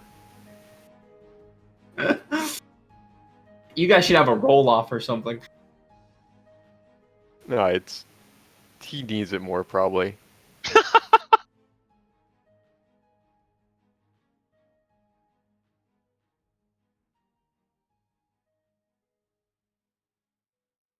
There's plants that don't grow down here, but they're almost like like a mistletoe or a garlic or something of that nature that dangles from the walls nearby, that indicates to you that whatever the climate details here are, at least this place, just like the entryway, feels like it's frozen in time a little bit in a way you can't really put your finger on.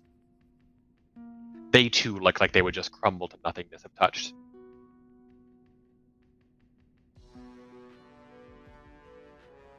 So, Saigar, does it look like Yonsavos was down here? How would I know that? I mean, you figured it out in the last room. I didn't know if you maybe figured it out in this room as well. But I guess I'd poke around and see if I could find any clues of recent activity. You know, I don't want to spoil the fun that I know that Eric's letting us have, but technically he could just message him if we really wanted to find him. It's less fun, though.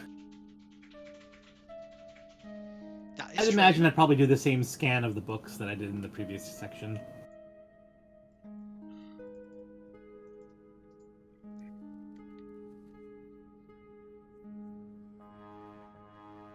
Which ones appear less dusty, I guess, or disturbed, for lack of a better word? You had that fucking super high crit, Saigar. Yeah, it's very clear that you're not the first people to be through here. There is a little bit of less dust on the floor that indicates that Yonsavos might have come through here, and you can very clearly see that one of the books where the pages should be just has like teeth back and forth instead, salivating, and you keep your distance. He almost got you. He could. Quick, put like a book stop against both sides of it so it can't move. That's so mean! It's done nothing! Or take it as a pet. I don't care. Yes! It's the same This one fate. could live, Saigar! Oh my god. I should keep one for like if Warren ever has classes, he'll be like, and rule number 1, don't trust books. Example A. Cash. Harry Potter was about the boy who lived. Saigar's story is about the pet who lived. They're never gonna make.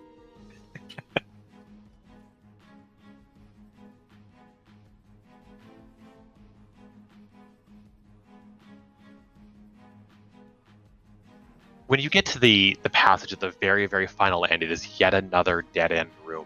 This one is a little bit different in that same kind of growth that you're seeing in the walls here comes to a point of actual living growth, where it's almost like the ground itself has been peeled away, and not just like the ground that you're standing, but almost like reality itself has been peeled away. And you can see that forcibly in this space that's been ripped, there is a beautiful lush green carpet of grass and underbrush that Galadriel you recognize as home, and berries that are growing here that defy any kind of normal things that you would expect to see in the material plane. That truly is a sight for sore eyes.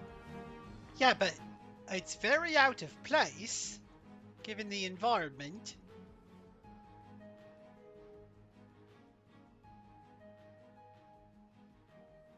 Melgar would likely sort of walk up to the grass and reach down to sort of feel it, see if he can tell anything other than the Feywild aspects of it.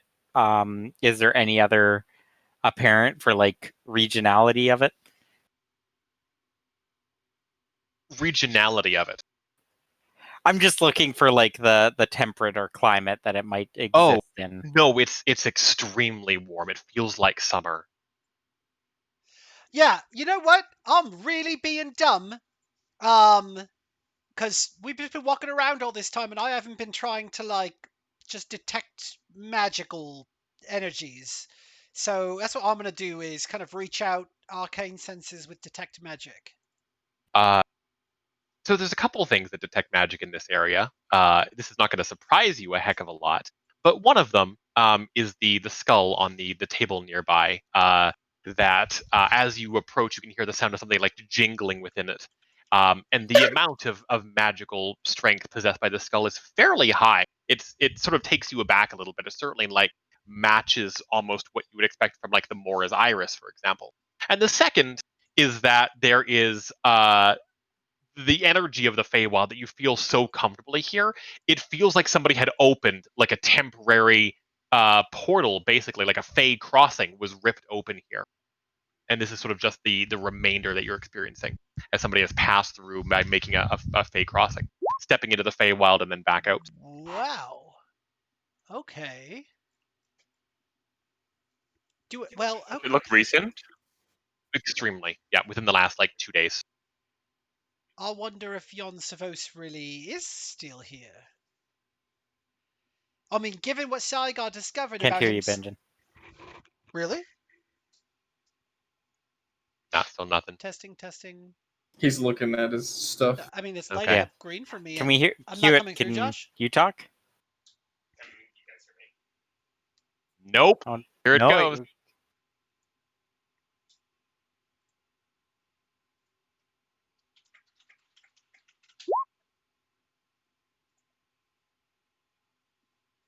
It says I've got no route.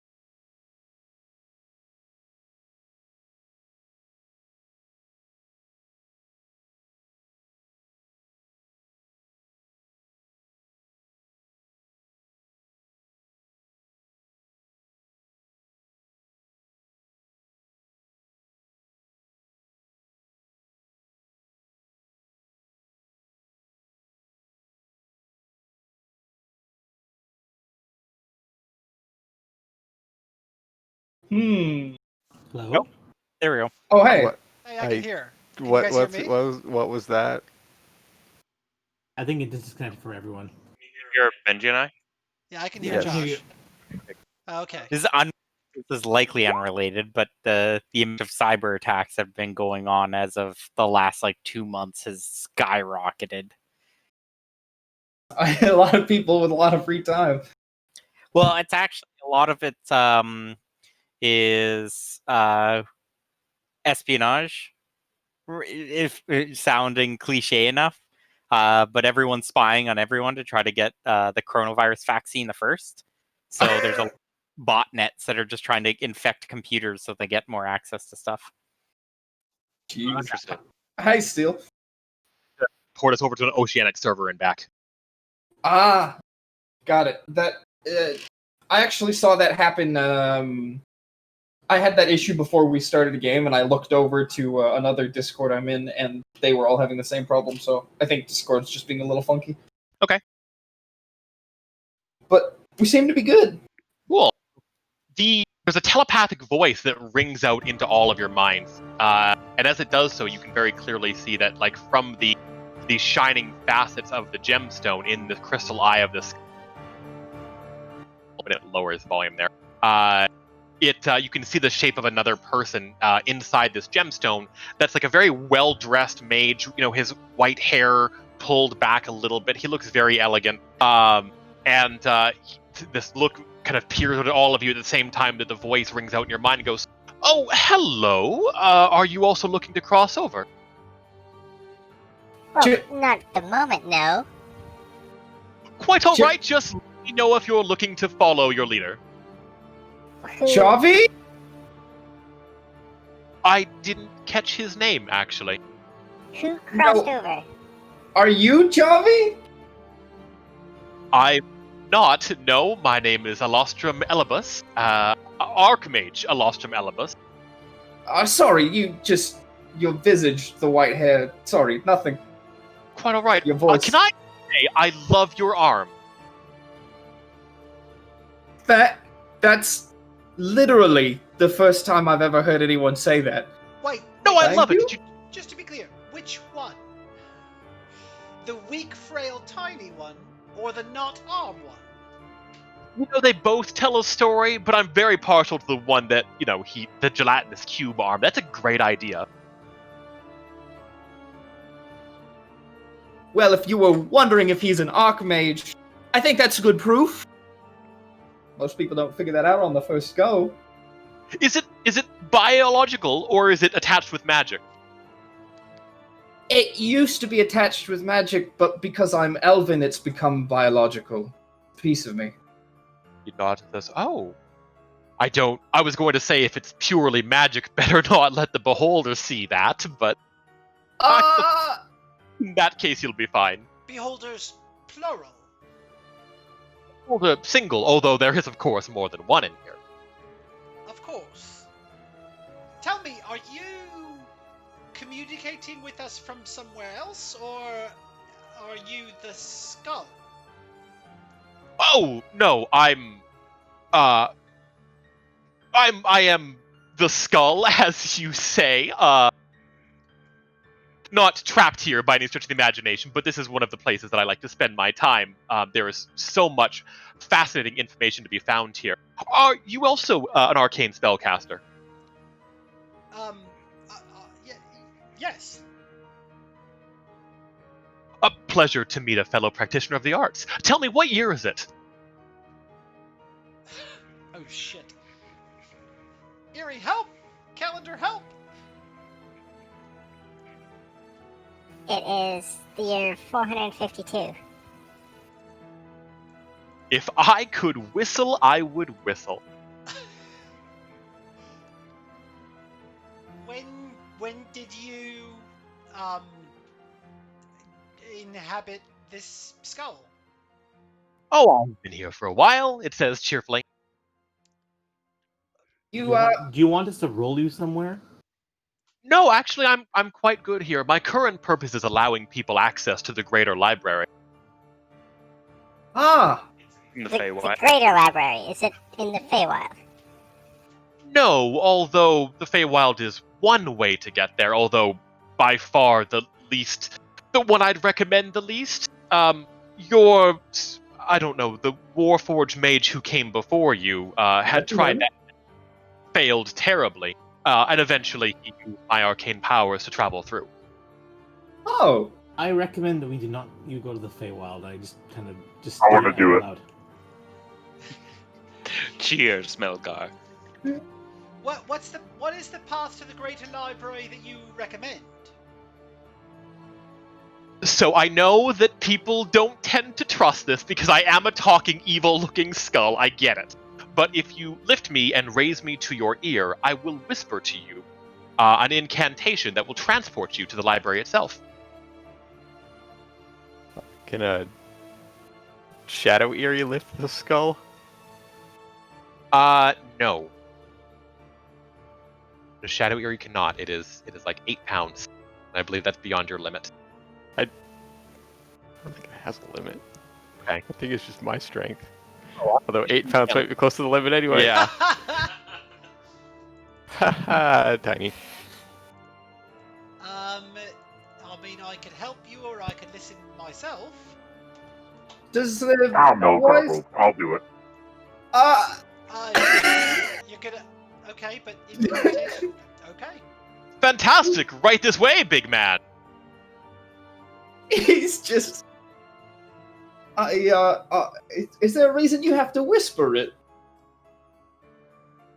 The spell that transports you to the greater library itself is incredibly powerful magic, and I wouldn't want anybody to hear the full details. So the way that the ritual works is I break up into smaller portions and leave out bits and pieces for each of you so you can never replicate it. It's why I'm here as a guardian. And as the Guardian, there's no criteria we need to meet to go forward. Do you have an inquisitive mind, young elf? Yes, yep, yeah. You are Yes. excellent No! at not answering questions. Then no, you are welcome here, as are all of you. Okay. As Melgar gets closer to the skull, I think like the point he he puts his hand on the skull, he'll just look at it before raising it, be like, You should know, I can destroy you. Oh yes, I can tell you're very ferocious. Could I insight check the skull? Yeah. "Head." Like, this all sounds just a little fishy to me. Oh my god. You know that skill has been rolled less than, I like, know. almost as little as thievery this campaign. I'd actually like to use my lens on him. Oh. Maybe one time. Give me a quick second here. It's gonna be a beholder. He's like holding hands with it. Melgar, do you put your fucking eye up, your skull up to your ear to listen? Well, I'm giving him the chance at insight. So, like, his hand's there, he said the thing, and if And I'll nothing's just be done like, within the "Well," next and what I would- 5 and I would- seconds. Yeah, and so what I would be like is, yeah, just a moment. Like you're trying to get a read on him, Kyvius, Yeah. but like Melgar, you're pretty determined, right? Yeah. Okay. I think I fucking want to rule that like you were already in the action of doing this. You raise it up to your ear. Its eyes light up like prism green for a split second, and then boop, you're gone, and it just falls down to the ground nearby. Kyvius, there is a moment where you see like the well-dressed mage turn around and disappear into the darkness of the crystal for a second, and you can hear the sound of a loud, like a thump, as something else falls inside the crystal itself. And when you, Saigar, put your lens of momentary truth to it, this is what you see. Oh, Is it alive? It is. There are green tentacles that come that exist in a realm that you can't see, that come pouring out from every orifice, and you can tell that this is all the creature is, but it is clearly shrouding itself in some way. And in fact, when you've got the lens on, it's not enough for you to like hear the voice change, but you get the very strong impression that even the voice it's adopted, the very cheerful, happy-go-lucky one in your mind, feels distorted. And you can, as everybody else hears the mage say, "Well, not a mage." You hear basically the same thing, but it's like, "Not a mage."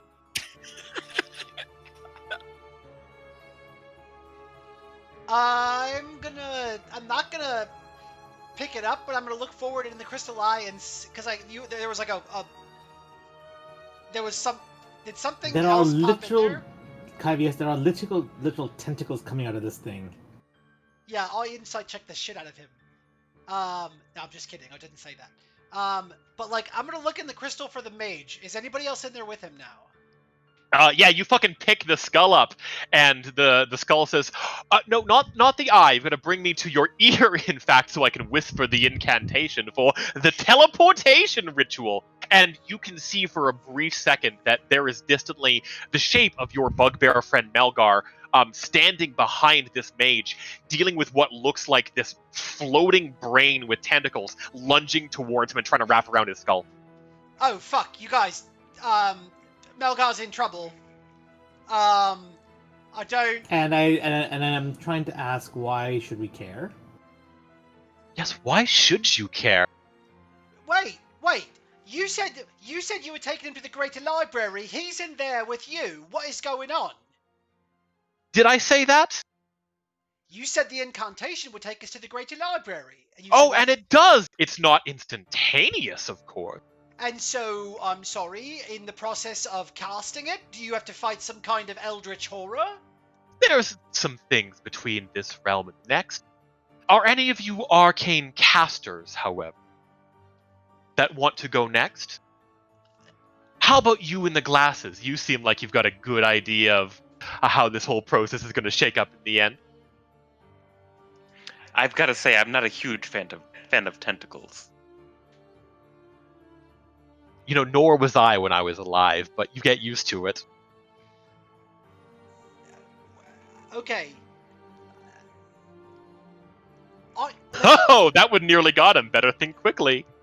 Wait, no, I'm just saying, like, I think Melgar's in trouble. I don't think we should leave him by himself. I don't trust the skull. He Should also made we- his choice, Cavius, without consulting with any of us. Should we destroy the skull? Yes, please. Give me a good old thwacking.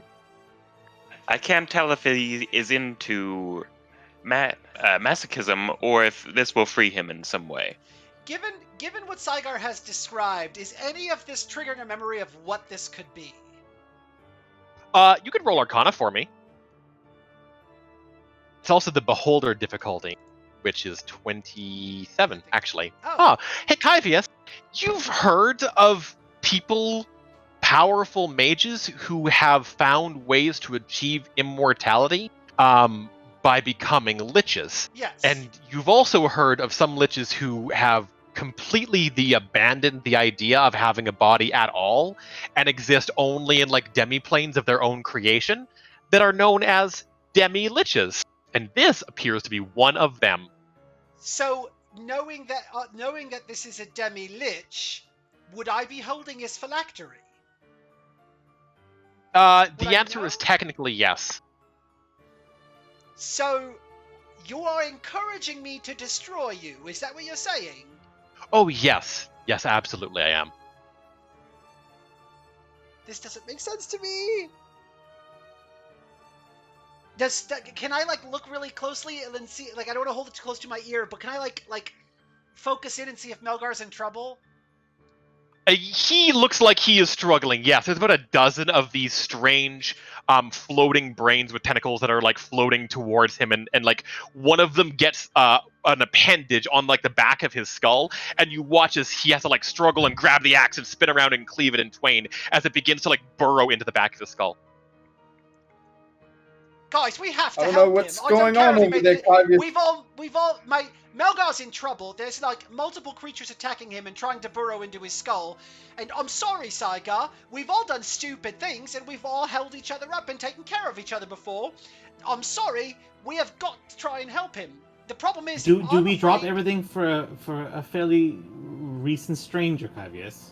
What is this? Is the stupidest fucking conversation I've ever had. I didn't even know he was in trouble. Okay. What is he lying about breaking the phylactery? Do you know, or the skull, Cavius? I don't know. Well, sorry, go ahead. It seems you get the impression that he thinks it would be entertaining to watch you try. Like he thinks we Oh. can't break it. Like I can't Right. break a phylactery. Right. Yeah. That's probably what I should have asked next.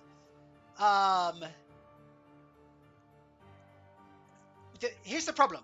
I want to go in there and help him. I really don't care how you feel about it, Saigar, because listen, I've been shaking snow globes and I've been putting us in trouble, and you guys were there to help me out. We've got to be there to help him out. My problem is this thing seems to want to feed on arcane casters. I don't know if me popping in there is gonna like make it stronger. So you're saying you Should I- probably want to think about what we're doing before we do it. Yeah, I but I'm saying we approach don't have a lot the of time to skull. think about it. Sorry, Eerie, go. I just want to say to it, Look, how about you just give us our friend back, and I won't teleport you into a sun 8 galaxies away. That is something that you can do. All right, With- I'll trade you the Melgar for the Pixie.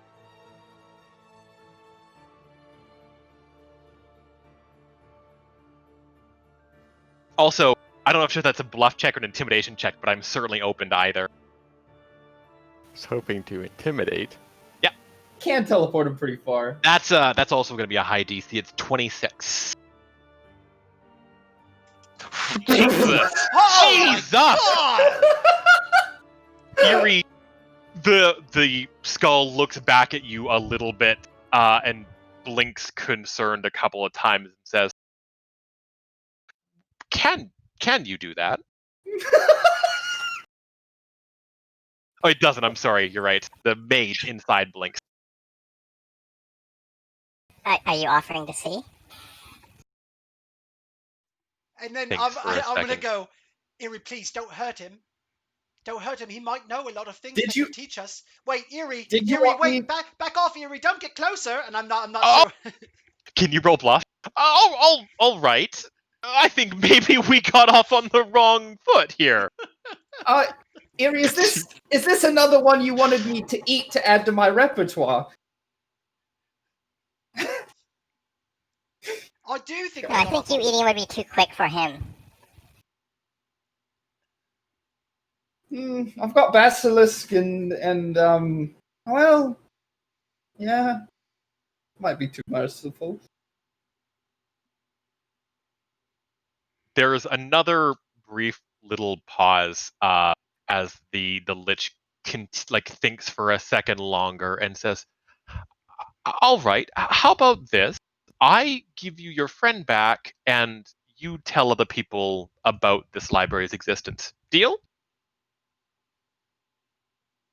We tell other people about this library's existence. That is a deal. That's That seems amenable. All right, yeah. all right, fantastic. And Melgar, as you are surrounded with illithid mind flayers and you can feel the presence of this true demi-lich getting closer and closer to you in this little pocket realm, this destroyed chunk of the library that you are in some extreme danger. You feel reality beginning to shift once again, and all of a sudden you find yourself materializing elsewhere with blood still on your axe as you are plopped back out into the basement. Did anything react to the blood? Doesn't count as a kill. Okay. You don't get a cutscene kill. hey, it happened. Oh, you're back. Did we ruin your fun? I had him right where I wanted him. I had him right where I wanted him. Right, with a tentacle boring into the back of your head. Absolutely. You've got a thick skull. I mean, that much is clear. It's okay. He was going to starve them to death. Oh, that was a good one. I'm gonna go out on a limb here, and the rest of the library's not in there, right? The skull clears its throat for a second and then says, "Not in there, but I can send you there. No trickery this time." I trust him. Can I roll a perception to see if he's lying or not? On Insight. insight check, you definitely can. Yeah. Insight, sorry. Yeah. I think the double I think we're 30s have got him cowed. Yeah, plus I think we're all pretty much on guard at this point. Okay. Never mind.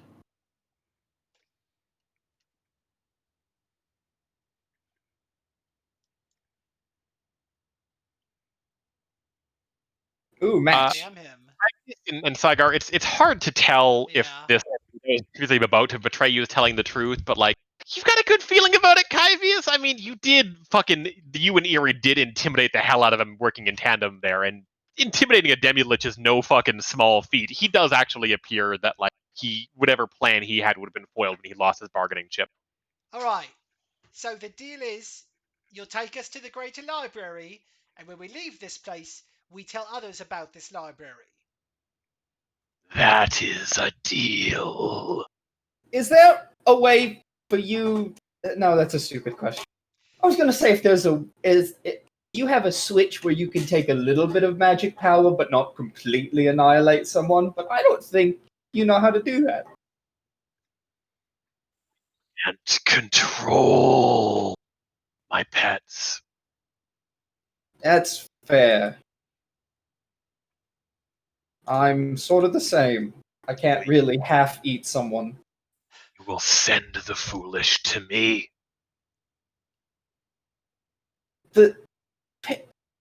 You've kind of got a setup that barely needs advertisement, if we're being honest. Quite true.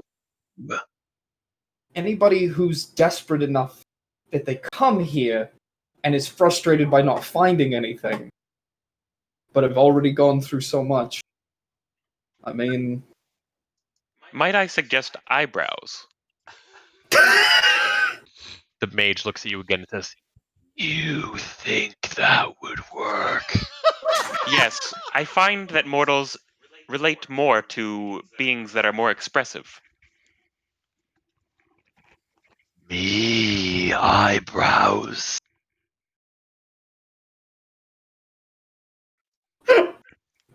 Wait, you cut out at the first part. Did you say draw me eyebrows? Yeah, or give me eyebrows. Absolutely. Okay, I'm gonna pick up like a flower or two and then just like cut the flower part off and then just like try and put the stems as eyebrows and they're like really raised up like he looks very Nice. surprised. Can you roll your craft skill check for me, please? That one's been used a lot. 23. Oh my god, you're so good. You never would have thought, but just like it's got a natural look, and then the mage like tries to peer up at the side of the crystal and goes, "How do I look?" "Not you!" He points at Galadriel and then over to you, Saigar. "You. How do I look? Trustworthy?" In a manner of speaking, Good. Good. The voice, I gotta give you credit. The voice was really good. You actually sounded like someone I knew who'd inspired me from my childhood. Like that. The voice you picked out. Don't change that. It's all in your head, the skull says, and then the mage just like snaps his fingers, and you all feel yourselves like hurtling downwards and then upwards, and then slamming yourselves out somewhere else in the library. And as you sort of get your bearings, you can hear the voice trail off in your mind as this Demi-Lich says, "That's 0 out of 2 for the day, Alostrum. Get your shit together." That's where we're going to take a quick break. Do we have, assuming no power outages, an hour and a half? That Yep. would be Yeah. Cool. I know This will that. be a 5. We've actually in 30 minutes the rolling outage is supposed to be over. So I don't think we're like I should not say that. In 30 Yeah, minutes they are great not supposed going. to be cutting people's power anymore. So Cool. I will see you guys in 5 minutes. All right. Man, guys, that I looked like a think we cool did. I fight. think we fucked. Yeah, I think we fucked, and like that was supposed to be our big session-long fight, and I was just. No, Do you guys no. get to see the battle map? Yes, Yeah. he showed us the battle map. It was fucking crazy. We don't Oh. talk our way out of fights basically ever, though. There had to be one. I No, know, but that this one one looks so super much interesting. fun. What was that mechanic? All damage taken by the Demi-Lich is reduced to 0. This effect ends when the user is stunned. none of us have stun ability, so that would have been really fun. I think It Kanye would have been said a you fight already do. mechanic thing. All right, I'll see you guys in 5. All right. Oh, ability Yeah, Jesus damage. Christ. I'm not mad that we missed that. What a I'm fun the- fight you guys missed! I'm the tank now. Int is kind of my whole shtick, so I'm glad we missed that. That would have been a fun fight. Oh, cool. Intellect devourers.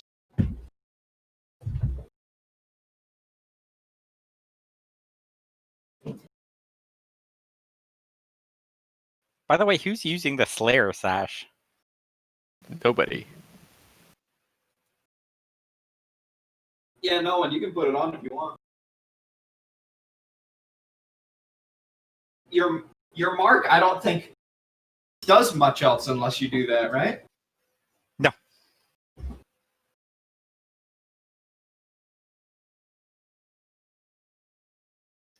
The only downside is it's still marked. If it got rid of my mark and like put that would have also been really cool. It's okay, it works out considering. The only way you can do it is well, I don't know. You've only been in one fight. I've shown you 3 abilities, I think. Yep. Yeah, I've seen almost nothing.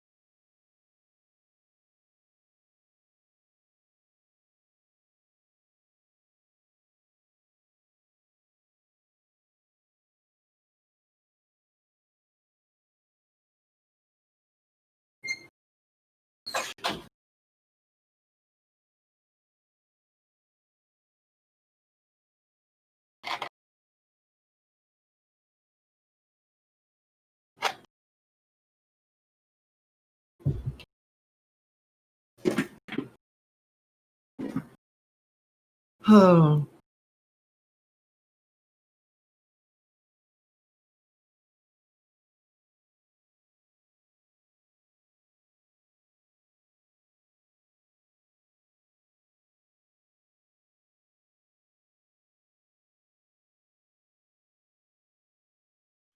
So, like, real talk, Wild, Uh-huh. I'm totally bummed, Mm-hmm. but because what I really wanted to do was just like Melgar was in danger, hop in there. But the fact that he wanted arcane casters so badly was the only Yeah. thing that stopped me from like hopping right in there. Um,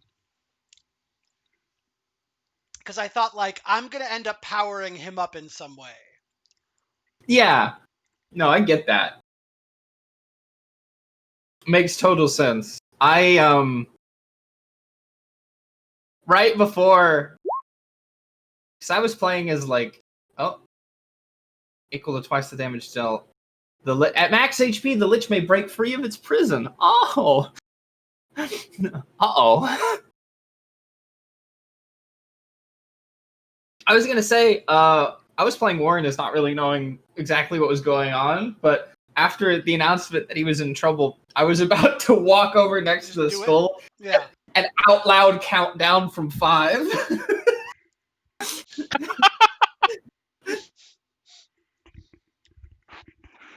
No, seriously. It was like I was just gonna do it. It was just it was just the Yeah. I want an arcane caster. I'm like, no, I'm gonna like power it up or something. Oh, I'm pissed. I should have just done it.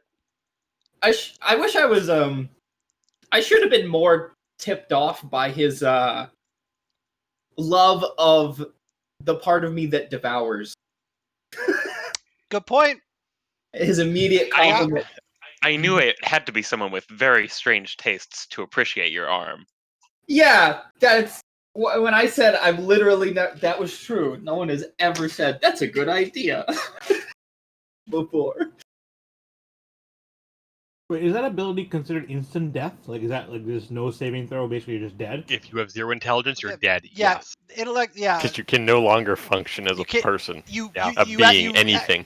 I believe, like in the book, it's like you can't remember to breathe. Right. You go into a coma and then die. Also, that's true of I think in D&D it's just if anything would ever reduce any of your stats to 0, Yeah. it kills you. So like, hey guys, let's not fight things that drain strength at any point. 0 It'd be strength, really your heart cool. is no longer strong enough to beat. Yeah. 0 charisma. Today- I think you're fine though. What is everybody's status if we go like half an hour over our normal stop time today? Do we have to stop right at the turn of the hour? Because it's going to be close. It's really, yeah, It's like mostly- I'm good. Yeah, I'm good. I think Ash and Benji. If the answer is no, tell me no. I need to be in bed at 11. Like I need Okay, to. got it. I already get so little sleep Nope. as it is on these days. Totally okay. I'm very Totally sorry. okay. Nope, please don't apologize. If we end up having to stop in the middle of something, we definitely will. Yeah, it's not a problem. I'm going to dive back in if that's okay. Yeah. We skipped a fucking like hour of content anyway. I can't did. believe it. As your eyes basically open once again, you loom under this enormous beholder statue. That's the only way you can describe it. It appears to be like, Are we supposed to be on a black screen? Yeah, we're all on a black screen. yes, tell me if you guys are on a black screen. Thank you so much. Yeah, it only happened right when you started. Oh, okay. Yep, there we go. This is the one that I should have sent you to initially, that you were in during the break. Yeah, we were there. Okay, good. There's only when, yeah. Fantastic. Good to know. Wow. And the books here, all the massive, just like bookshelves, for lack of a better word, move and shift and hover over their own weight. And beneath you, you can see that there is a long river flowing through the library itself, with dozens of small little wooden boats made of books themselves that look like they just kind of drift lazily down the water. Here, everything appears pristine and crisp and new.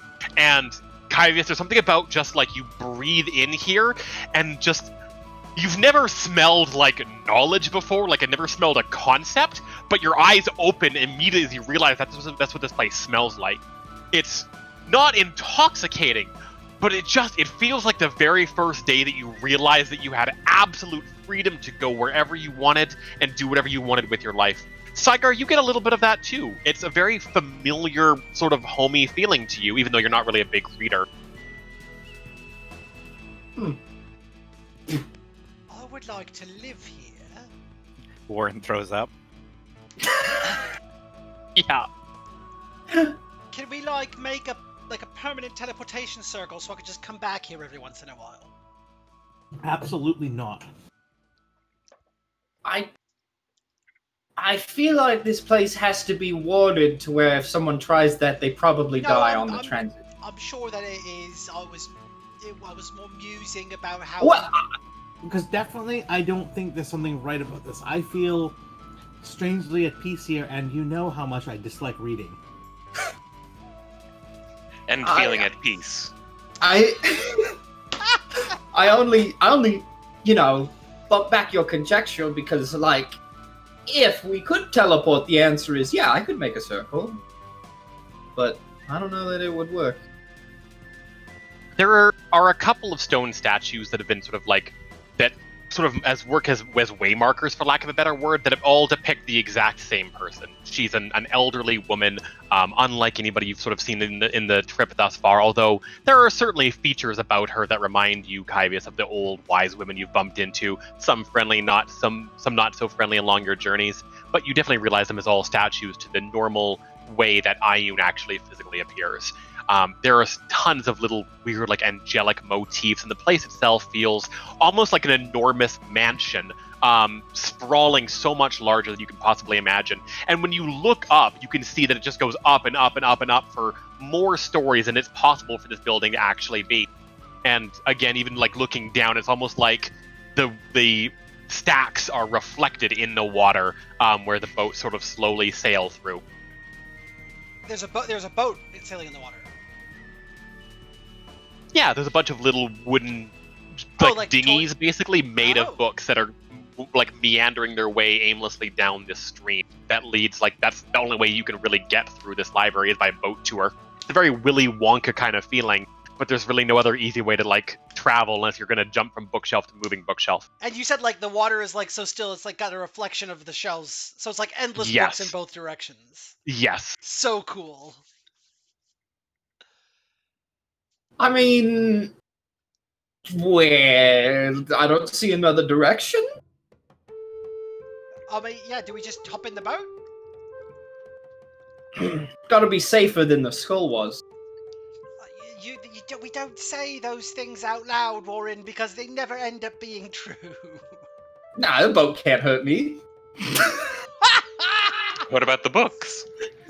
They can.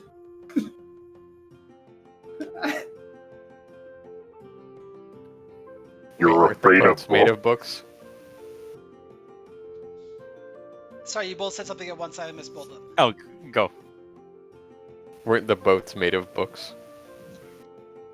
Oh, yeah. Whoops. Yes. They are indeed. Yes. Warren, it's a dream come true. Come on, hop in a boat with me. I'm not afraid of books, Malgar. I'm just frustrated that this is the only way knowledge is communicated by arcane people because it never makes any fucking sense. You can't just talk to me like I'm normal. I say as I get on the boat. People like sounding smart. Yeah. Well, yeah. I mean, doesn't everyone? I'm not good at it. Guys climb down one of the sets of staircases and just sort of like wait for one of the boats to get close enough that it sort of slows down near where you are, and all hunker down and climb into one of these things. And as you do so, Warren, you slap your ass down in a book that the cover apparently is a story about friendship as people discover like the maritime life and like find friendship. And there's another book that like serves as sort of the rudder of this ship that's talking about like the geological vents and stuff deep beneath the ocean. And it's just it's a lot. there's a book about like this crazed nautical captain who's on the pursuit for some giant whale who's a real dick apparently, and it's just all nautical books. And in fact, as you start like traversing down the river, you can see that there are like sections where it's all just like an entire like 80 to 100 novels in just one section that are all about like quartz, for example, or like like a list of like passionate stories and poetry about like reefs, for example. And you basically do sail along this path for a little while until at some point in time you collectively catch sight of some movement. Tall as you remember, about 7.5 to 8 feet tall, with a bright, easily like impossible to miss, just top hat atop his head, is a warforged that is just going through shelves and stacks with again that same care and precision. I can't believe he kept the top hat intact through all his struggles. He fucking protected the hat. Are all the bonds mages so stylish? No. No, definitely not. Can we hop out to the area where he is? Can we get off the boat? You sure can. Uh-oh. Yeah. Go ahead and start revealing some map here. I should say, just for glad's sake, that I don't really know what to call the relationship between us. Yeah, I suppose Allies isn't quite the right word. Cordial? I would Somewhat. say adversarially friendly. Yeah, it's a good one. Rivalrous? No, Not quite He- so positive. we lost to him before, and he let us live. Contemptuous. I wouldn't go that far though. What does that one mean? Contemptuously, like hatred, like disgust. You or ever hatred. stop drooling on? No. We really don't. By the way, you're welcome from being saved for having your brain eaten, or at least what's left of it. We could He do a believes little it. talking before action. Well, he sounded like a stand-up guy. He said. And it's important to trust your gut. The worst thing that could happen is something go wrong. You're so right. So. Yeah, what's up, Steel? Had to get the right song. Okay. Oh, okay. So we're not saying this is going to be adversarial. We're just saying we might not be. We're not gonna friendly. hug. Exactly. I see. It's a professional relationship. Exactly. That's actually the There you best go. word. Yeah. Yes. Yeah. Well, Who now speaks that first? our vocabulary is in order. Are you sure? Mostly. Before you guys keep moving, does anybody speak? Um. Oh, like So I think, yeah. Well, I think we call out. Yeah, just so we don't want to surprise a former the head of the bonds mages. So I think I'd probably look at Ward and be like, should you talk? Should I talk? Should you? Who's gonna do? Where did you find your top hat? Oh my God, that it happened. you're a foreign voice to him. Good. Cool. Apparently when I flipped the token, my Roll20 server broke, so I have to fucking reset that real quick. I saw him like flicker. Yeah. Yeah. It's great. That was Look at just this- him turning around to look Yeah. and back away in Oh, disgust. man. And immediately like spins around and just you can tell that like incantation starts. Just immediately on the aggressive defensive. And then seeing the rest of the group, there is a pause, and with an incredible dryness, the voice comes and says, "You again?" Yeah. Wait. No, I think this is the first time we've met. I meant the others. Ah, of course.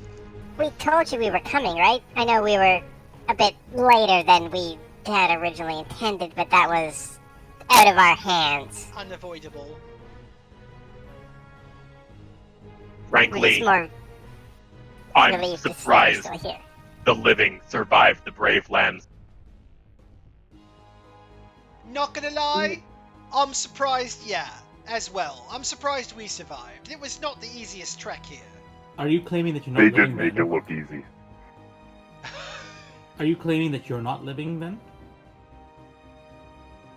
To my eternal shame and struggle, I don't possess the same limitations. At least not yet. Have you However, Sorry. we go no further.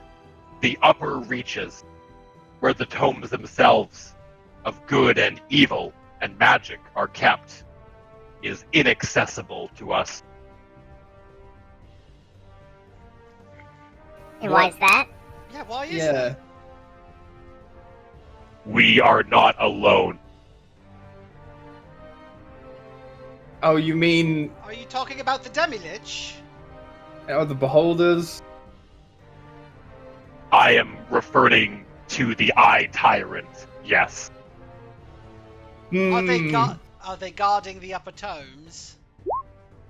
Jan Savos, this is the first time you've noticed, but like as you can kind of clearly see, his face, which was once like a traditional jaunty robot face, has changed somewhat. You can barely see it underneath the hat.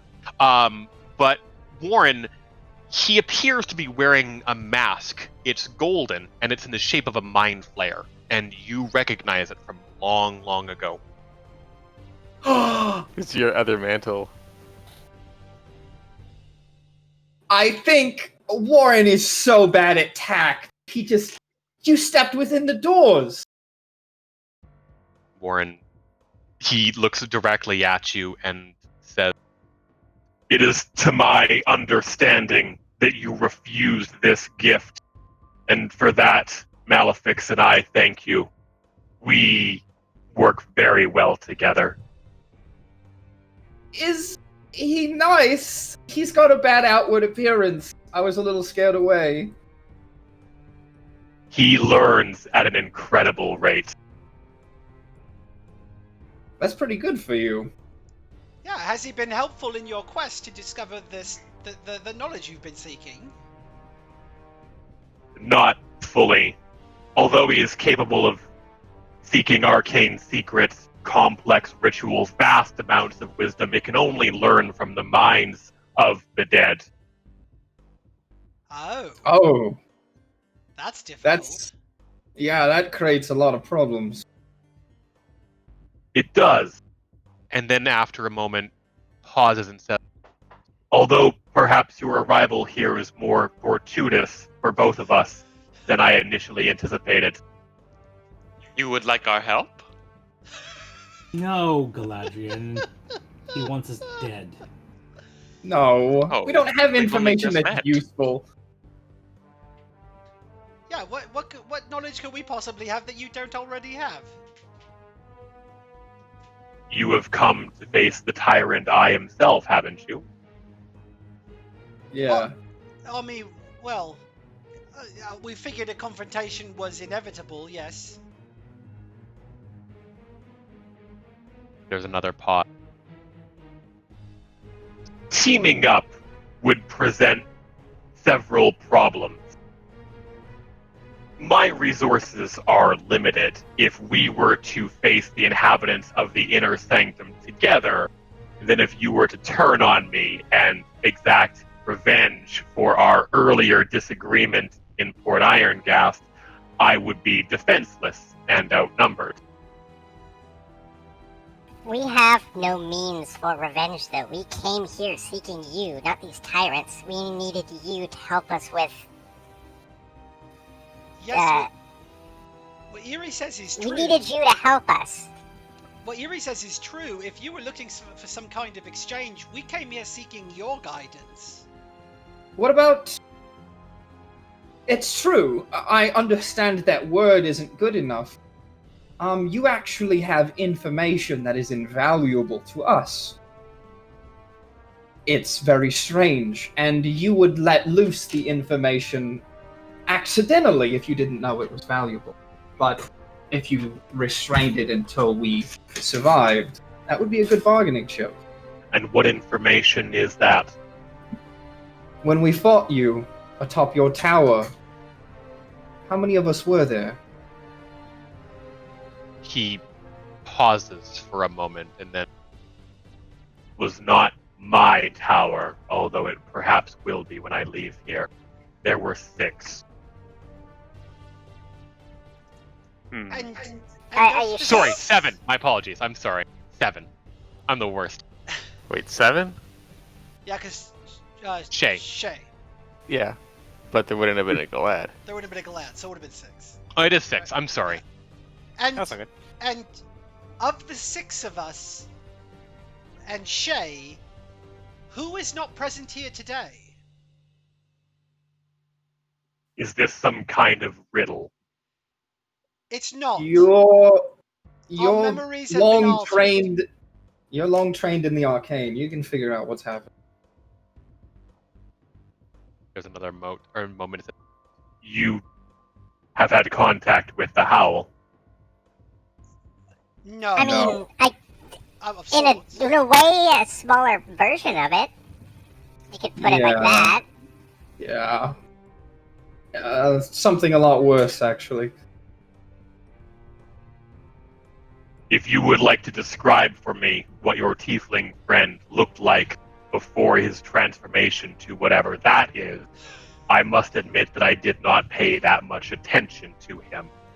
But I remember the mantle bearer, the mithril chef, the Shadar Kai, the pixie, and the warforged who talked some sense into all of you. That's the one we're missing. And it's important. I know it's important. Are there any legends of the Warforged that you've come across in your studies? I just feel like if it was so important that he be erased from our memories, he must be important for some reason. Jan puts a hand up and looks a little bit to his left and then back to all of you, like he's like catch something catches attention, and then says, "This is a fascinating conversation." Are you... Okay, so I just assumed that I look at him that those were yours. Are those not yours? What were his? They are not going to be the new Bonds mages, if that's what you're asking. But they certainly recognize greatness when they see it. Okay. I thought for a second that they were going to attack you. Kyvius, you don't know. Oh, okay. Kyvius is confused. I have nothing they want. But you do.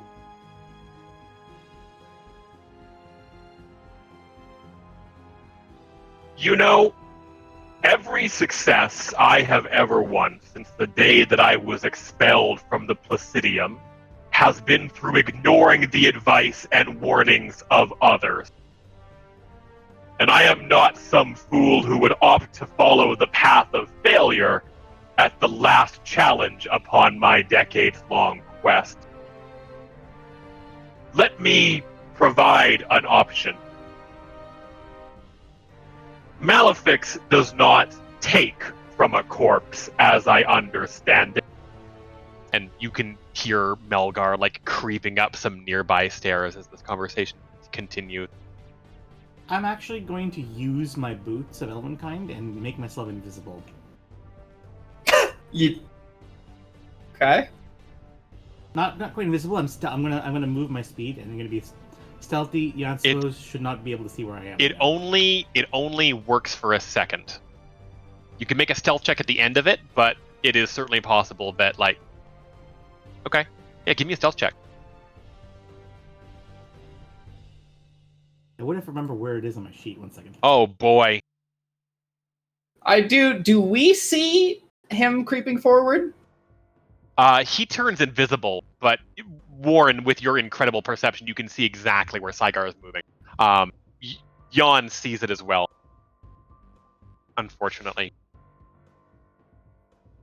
And he says, I think that's far enough for both of you, in fact. Don't fucking Saiga. Don't. It's one of the only threads we have.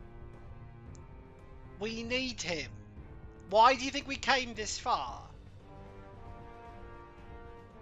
I'm just looking for information. You guys are just drooling on, so sorry if I wanted to look around. Oh, we weren't. I wasn't talking to you. Oh, he said both of you, so I assumed. Oh, Yeah. okay. Oh, sorry. Warren said both. Okay, sorry. Nagar, you feel something like 15 feet in front of you, like move and shift to stay far away from you, something invisible.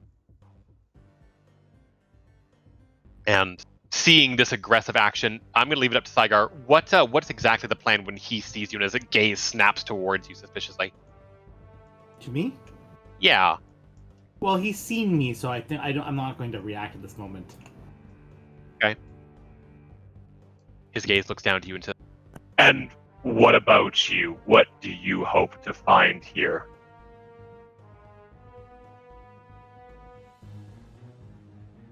Honestly, just some kind of closure to these feelings I've been having. Closure.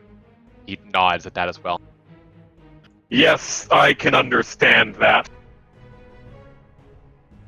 I will give you all the information you seek. We are surrounded by it, and you will help me slay the Beholder at the Apex.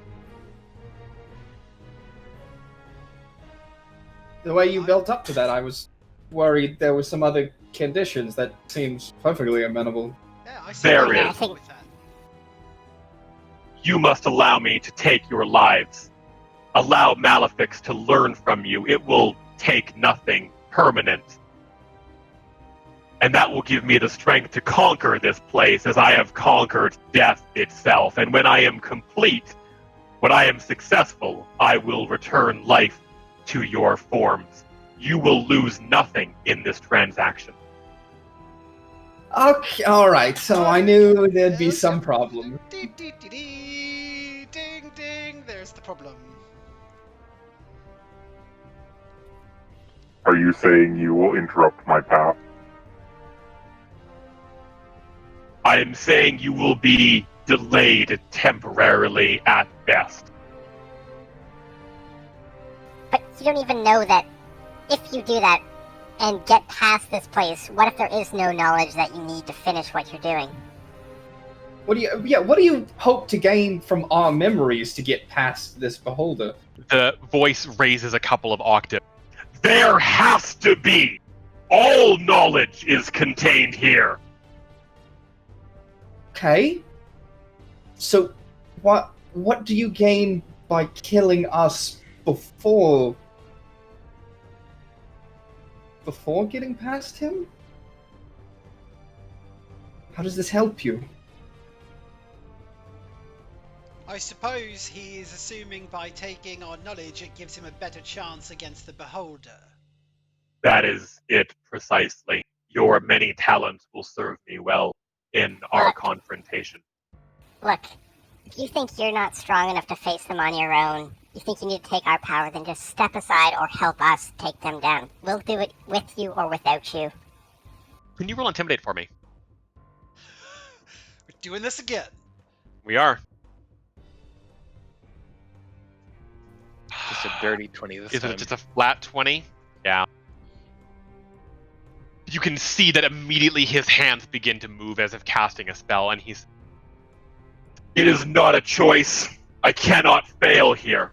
I must allow Malefic's to observe your gifts, and when we are finished, I swear to you that I will right the wrongs committed upon your broken bodies, and I will not rest until the day that you once again draw breath. And I need everybody to roll initiative, please. I think I mean, it's in that. the Yeah, funny sorry. thing is, as far as evil promises go, his has definitely been the most amenable. It has to be said. I was gonna say I think it's funny to have this little moment where like at the very end of Jan Savos's speech, Warren has that thought with like, oh, no wonder they split. He's crazy. Oh. I do find it funny that we were able to make friends with a demi-lich, but not an old rival type person. Well, If only you had me roll diplomacy instead, it could have been better. He's a little desperate right now, to be fair. He's like a cornered animal Yeah. who's lost everything. A cornered animal that this doesn't button. understand action economy. Oh, look, I get a free 14. No, I'm pretty sure he does. Yeah, I have a feeling that Melgar and Warren know something that we don't. Well, I mean, if it was just him versus the Beholder versus 7 of us versus the Beholder. Oh, yeah, no, yeah. Oh, right, if it was versus the Beholder, yeah, that'd be helpful. Yeah, he's just insane though. Tigar, you're up first. He's reached knowledge's peak, and it has not granted him the reward he sought. So, Yeah. quick question. Making a check on something like this in the middle of combat, what kind of action is that considered? Minor action. Okay, I'd like to do an inside check on this thing here. Or actually, no, I take a step back. It is a potion bottle that is shaped in like a beholder's visage. Gotcha. It's also covered in dust, like it's been here for quite some time. Got it. But it is filled with some kind of weird churning liquid. All right, in that, so I did. Is that my minor action then to figure out what that is? Yes, it is. No? Okay. Can I see him from where I am right now? You I'm cannot. assuming not. No. No, you have to be 2 squares away from the wall to shoot up a level. Okay, that's not so bad. Also, in the surprise round, he finishes a spell, but you guys don't know what he's casting. That feels familiar. Casters always have a plan until they get an axe to the face. Okay, sorry, I'm just gonna move here then, and I'm assuming I can see him then from here. Yes, you can. Hey, I'm just gonna target him and be like, all right, this is for last time we met.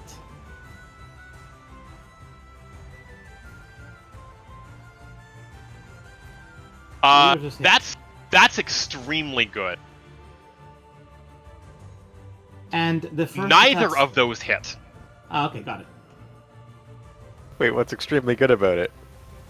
Those are both good rolls. No, No, they're not. They're 6 and a fucking 2. Horrible. Saigar, is that your turn? That is my turn. Before you, as you finish, firing the bow at him, a couple things happen. First of all, as the arrows soar towards, he, moves his fingers in such a way that you can tell he's doing a quick spell, and you can just feel, something in your mind. I don't know if this is within range. Does 24 hit your will? I'm assuming it does. Just give me a second here. Yeah, it does. You just find your joints, stiffening, and you just collapse and fall onto your side.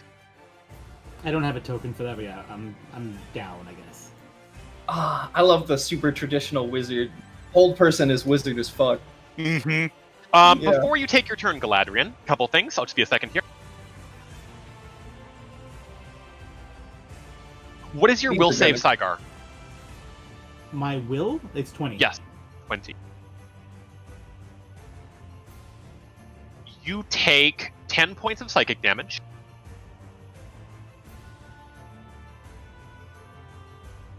Kyvius, you take 11 points of psychic damage. Melgar, what's your will save? Is it count as a ranged attack? Yes. More than 5 squares away? Yes. No. Wait. Yes.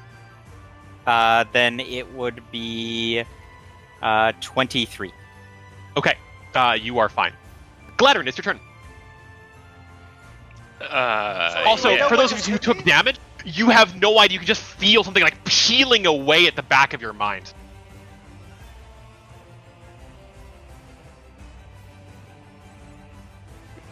All right. Can you attack when you're immobilized and prone? Yeah. Okay. You just have like a -2.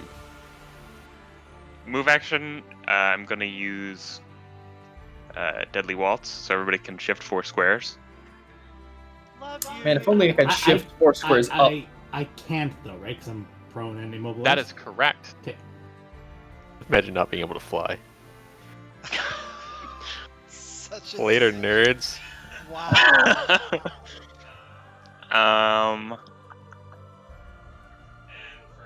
And for action, I'll give Saigar a basic attack, even though he's prone.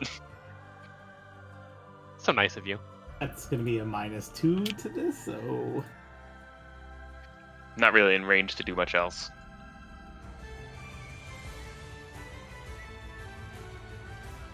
That also does not hit. Just again, like it just knocks out of the air as your arrow clumsily fires towards him. 23 on a 6. Fuck it. You get out of here. Yeah, get out. And that will end my turn. Warren, it's your turn. Warren, if I could take the smile off of this sprite, it would be gone. The sword is drawn with just anger. 2, 3, 4, 5, 6, 7. 14. I don't think I'm in range to do anything, but let me double check. I might have a 20 square power, but I'm pretty sure. Do I see those things that are hitting people? You do not. Okay. That was just I had flickers of that they exist. That is correct. Cool. Oh, cool. I have this. We're gonna challenge him to a wizard off. Alright, let's pull out the basilisk guy.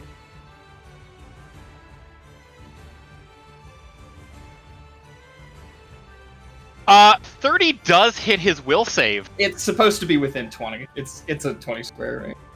Oh my god. That's good. Wait. Yeah. So it does not hit him, though. What? Yeah, Is it no, 20? he was saying that he's got The got power the tool says tip wrong. 10. The power Oh, card okay. says 10. He says it's supposed to be within 20. Okay, got That's it. what I meant. I was gonna say, what? No, 30 does hit his will, my god. I will remember And- that he is flowed. And Warwick just yells, "This is the stupidest fucking idea! Even if you survive and take our powers, you're gonna be weakened! What madness!" And I end my turn. Before you take your turn, Melgar. Quick second. Yep.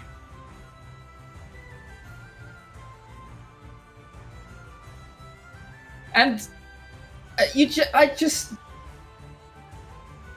down the road is something we both want. And after incursion, I relied on your favor and your people.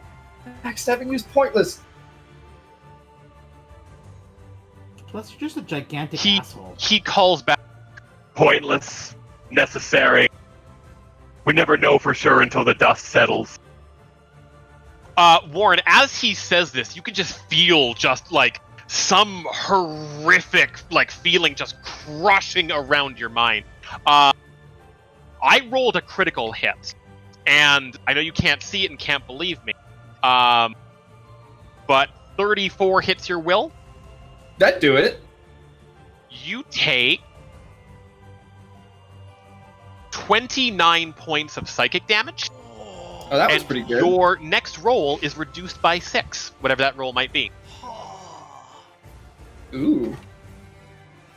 Mage. Steel Really gets hard. to. Steel now gets to do the. Oh no! But this happens back to us. So Melgar's first gonna move here. He's gonna go 1, 2, 3, 4, 5, 6. Double move.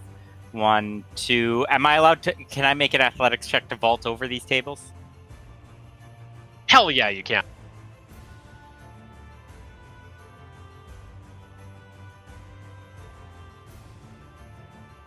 Is that enough? That's enough. Yeah. They're just tables. Jumping over tables like DC 10. The next quest, you'd have failed hard. 5, 6, 1, 2, 3, 4, 5, 6. So then I end up right here. Melgar will say, I have to get this over with quick before they figure out a way to talk you out of it.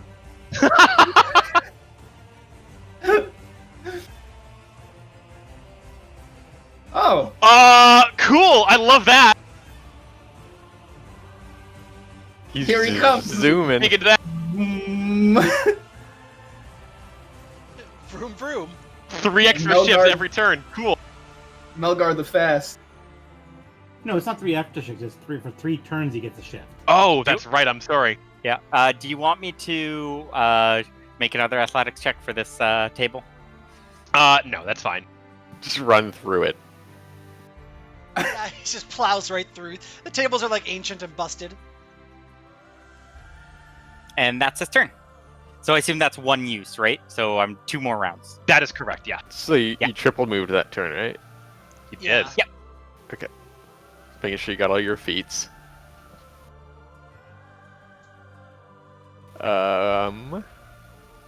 Man, he's a long way away. Yeah. He has the high ground. I think that was 9, right? That was 8. So I'll come up here. Okay, we're in range. Then I'm just gonna call out to him.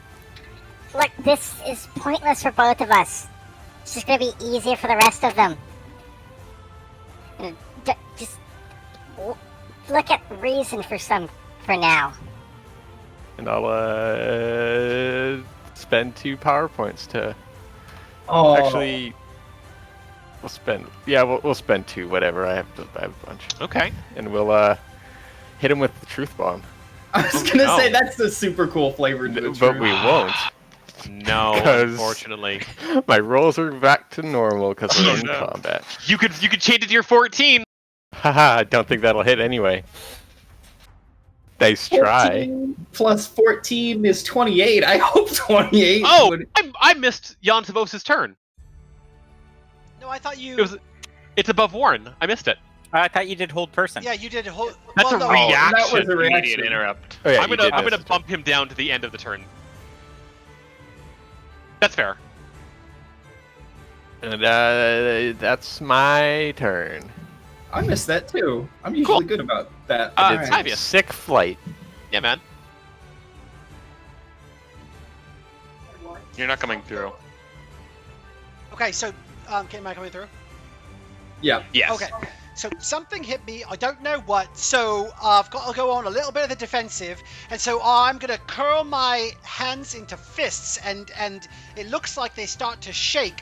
But instead, what happens is all the air around me starts to kind of like shimmer and warp, and sometimes you're like seeing something else there, or like another place, or maybe even like it looks like I'm like 3 steps from where I was. It's all just kind of a little bit weird as reality kind of starts to bend around Kyvius. And so minor action, I'm going to cast Galad's Glissando. I love it. And then I'm going to say, buddy, listen, spit. I know I can't see you. Spin around me as I'm walking right now. And if you bump into anything, poke me on the side where you bump into something. And then I'm going to move. I'm going to double move. Like, I don't know if Just that straight actually. line forward. I am going to move.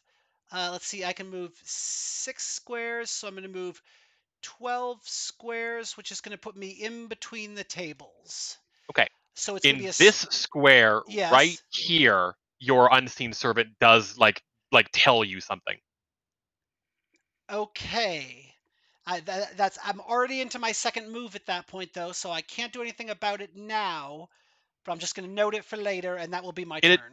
Okay, in addition, when you end your space in that square, you can Yes. just feel this fear churning up in your stomach that you don't really fully understand why, but something's really, really wrong. Okay. So, couple things. The first is that I'm going to spend my hero point on Jan Savos' turn. And he is going to utilize that for two things. First of all, it ends Enervating Gaze on him, but also he's going to take his extra standard action this turn. Oh, he's 'Cause- got a Paragon path. I love it. That's why I didn't put the fucking icon on him, because that's a dangerous one. The second thing is, as he does so, you watch as like the mask turns towards you, Warren, and like you can feel it just like analyzing your spell and getting details from you. And he looks down at you collectively and says, I hope that you know that when this is over, I will let you live. It's deeply regretful you can't offer me the same courtesy. and after a moment, he finishes his spell and he looks directly towards you, Melgar, and says, None of that! Ivards! Black! Tentacles!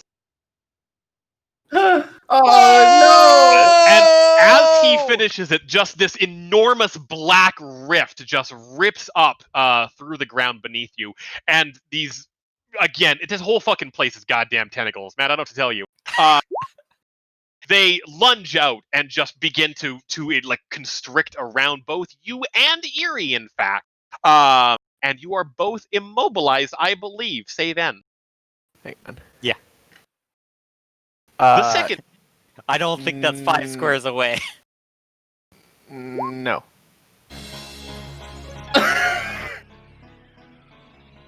That's Good. so good. Yeah, you're just flutters through with his perfect flight. You're like, excuse me, I can fly. And then I am immobilized, but I am going to. You just like, no, I'm not. You just fucking cleave the tentacles in twain. And give me a saving throw. Oh, you get That's it so early. good. Oh. Oh, that would have been so good. Okay. The second thing is that Jan like looks down towards you, Warren, and for his second action, he uses Enervating Gaze. Oh, nice! It's very, you know what? Yeah. it's very clear that he's still getting used to this. He hasn't really put the powers of Malefics to use just yet, but it's a start. Doesn't hit me. I think. I don't think it hits any of you. I don't think Is that Sympathy what versus that Will hits feels anybody. like? Is that what I've been doing to people for years? Wait, who is that targeted at, though? That feels amazing. It is the same distance that that It Warren would be. was. So it would just be it's me and just Tiger. Yeah, Warren. okay. Warren So Zygar, they're yeah. both slowed save ends. They are. No, on hit. Oh yeah, slow. Yes, Yes. you're right. Yeah. And that is the end of Jan's turn. Yeah. He's gonna move here, but that's it. Zygar, it's your go. Do I? Okay. Quick question. Do I do my saving throw at the end? Or At the beginning? end of your turn. So I'm immobilized Yep. for now. Do I move action to stand up? Right. It is, yes, but you're immobilized and cannot stand up until you make your saving throw. Oh, so I'm just prone basically. You're paralyzed, yeah. All right. You can still attack, you just can't move for some reason. I'm going to use my lens of momentary sight on him. Hey, giggity. Anything that comes out of that? Yeah, I'm gonna go ahead and reveal some hidden enemies. The bullshit. Just to you, Zygar, but what you see, you can sort of relay the positions of to everybody else. Just be aware they are invisible. Oh. Invisible to Ooh. -5. Ooh, there's a lot of things around us. 8. I can't see him, but I Okay, counted like That's Tim, not am the I- biggest problem. There are two. They are mind flayers that are clad in the robes of the same kind of the blue and white of Ioun that look like they are serving Yantivos dutifully. That's not your biggest concern, Saigar. The other thing that you see is this: Oh. the horrific beholder spawn. The nightmarish fantasy that one of them has dreamed up appears like it is being like leashed and shackled to Jan Savos by magic. It is also invisible. Fan-fucking-tastic, gentlemen. So, Also, the first time you see it, which you do, it is going to make an attack roll against you. Does 21 hit your will? 1 second here. Just give me one Sure. second. I'm going to fire this. I cannot target. I had to target myself. 1 second. Just reflexively, like, oh god, something horrible! You just fire an arrow at it. That's 100% Saigar. Wow, my rolls That is a today. hit. No, that's not a hit. I'm sorry. That is not a hit. 21 AC. Alright, I guess I take the damage then. Yeah, you take 16 points You of could- psychic damage, and your next roll is a -2. Are you able to objection your interrupts? I can. You're not. No, it's not. It's a free action to Oh, it's do a it on free your action. turn, but you can't like free action off your turn. Right. Okay. Only I Eerie didn't can. think- With cheating. Alright, Just cheat well, better. I'm on my turn right now, aren't I? You are. Oh, but I can't, you're saying I can't, objection my counter shot? That's Even though it's on my correct. turn? Okay. Well, yeah.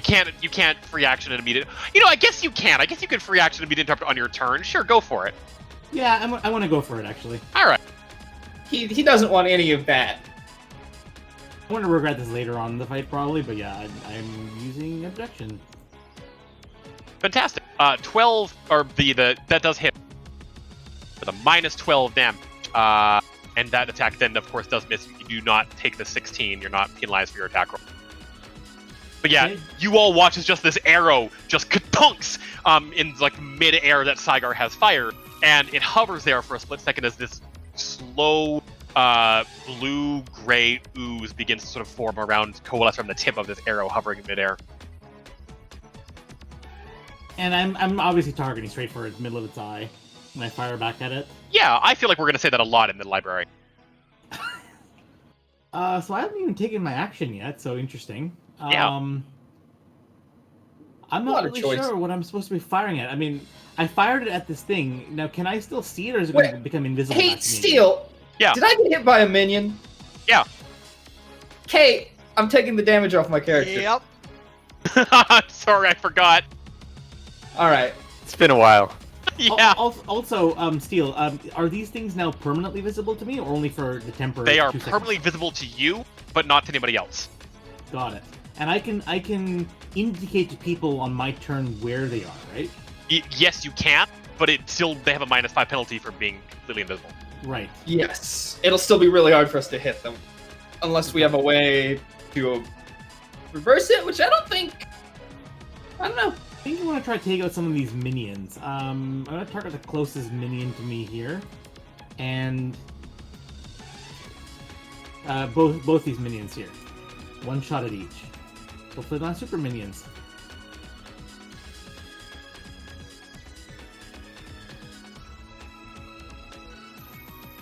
That helps a lot. That hits them both. Those poor little guys. They just... Oh, They're- they're super oh. minions. Shit. Why did Melgar get excited? Tygarth, end of your turn. That's the end of my turn. It's simple. They're harder than minions. 19 versus Will for Kyvius. Does not hit. Oh, I didn't do my Yes. saving throw. I'm sorry. Steel, 1 second. Yes, go ahead and give me 2 saving throws if that's okay. First one against the slow. Second one is against your immobilized. Second one is against Galadriel. 18 versus Will. Nope. And third one is also against Kyvius. Wow, I didn't. That's either. 30 Oh. versus Will. That would hit. Can you give me a saving throw and take 8 psychic damage, please? Once again, you can just feel like your mind Is it just just healing back from It's something 8 horrific. psychic damage or a 6? 6 psychic damage Okay. and a saving throw. And a saving. Ooh, get it. You You don't want to fail that one. I mean, I wouldn't care. Fucking eerie. It's not like you're gonna hit with it anyway. Hold on I can't see it though, right? No, it doesn't matter that I can't see it. Motherfucker, hit me! First off, so I'll saving throw. Uh-huh. Can I does the saving throw come before or after I can respond? If it's an immediate interrupt, you do your thing first. If it's a reaction, it comes second. I believe that my tiefling racial is a reaction. I believe it's an interrupt. Is it? Because you can kill things before they deal damage to I you. think it's an interrupt too. Okay. Yeah, Then, tiefling tanks are a thing. are you serious? That's so cool. Oh, I didn't know yeah. that. So yeah, I get hit. It's this guy down here that hit me, right? This little guy. It it's is. it's a free action. Oh, so yeah, it's a But it's still free an action. interrupt, though. So like I've like feel like it get hit, and I'd be like reach behind me, like gathering that psychic energy, and just massive blast of fire right back at him. I like this, that it's an interrupt, because the headcanon is that, like, you felt something tickle your mind that was Jesus! about to hurt you, 32? and you killed Well, it. I have extra fire damage now. Remember my new gauntlet? Oh, no! Yeah, I have a new gauntlet Oh, that. my God! Yeah, it hurts. The little Yeah, minion. try just Kyvius, like your Mora's iris flares up for a second, hand goes out, and just in the space that there was nothing, a charred corpse just goes collapsing to the ground. I don't like having my mind messed with. Now, Close burst 10? Does that not hit everything around you? It only hits one target. It only hits one target, but I can only Ah. hit something in a close burst 10 around me. So I take No! 6, and I still need a saving throw though, right? You don't. You need know. a saving throw. No, I'm sorry, you don't, because you don't take damage, because you killed it first. My apologies. Oh, I'm okay, wrong. okay. You don't take, so you don't make the saving throw. Okay. There's the chanting that begins to fill the hall as other creatures continue to, like, kind of support Jan Savos. Galadriel, it's your turn. These invisible entities, whatever they are. Sagar, did you make your saving throws? I did. He did, he failed them both. I failed them both. Oh shoot. Okay. He's still flopping on get the it? ground. What did you say, Galad? He said, no, shoot. Yeah, that. I'm gonna move up next to Sagar and Comfort him. take a whack at the illithid, the whatever this thing is. Which you cannot see. So you're shooting blind. Yes. Okay. Minus Yes, 5. They are mind flayers. They are tentacle-faced, humanoid creatures dressed in sort of the clerical robes of Ayin. 22 then? 19. Oh yeah, you're right. Shoot. 19 does not hit. Damn it. Okay. Yeah, the baton goes down. You can just feel like some kind of like a quarterstaff almost catches it at the last possible second, and you're so surprised by the force that it kind of like is thrown from your hand and gets caught again, but you don't make don't make contact with whatever is attacking you back. Is that your whole turn, Yes. Warren? All right. This seems almost completely unnecessary, but we're gonna spin the surges to switch to psychic damage, Uh-huh. which it wasn't. Oh, it was necrotic. Yes. Remember Yeah. that you've got a -6 to your next roll. No, Oh, you don't, because minion. because Pardon it me. didn't I'm so happen. sorry. Right. Yes. Yeah, God, fucking mantle versus mantle. I'm with you. That's a cool fight. Warren versus the path not taken. Yeah, give me the fucking get out of here. Can I mark something that's invisible? You cannot. You haven't been able to see it. Okay, I didn't think so. I just had to check. slowed, so I move 2 squares forward. He is... Fuck. You know, in other games, there's a bard ability where you, like, coat something invisible in, like, this sparkling, glittering dust. That'd be a good one. I think I've heard of it before, and the big eye thing. I don't think... Let me... 17 does not hit Will. Yeah, let me... Fucking... Do I have anything else to use this on the comment? No. We'll do it one more time. Okay.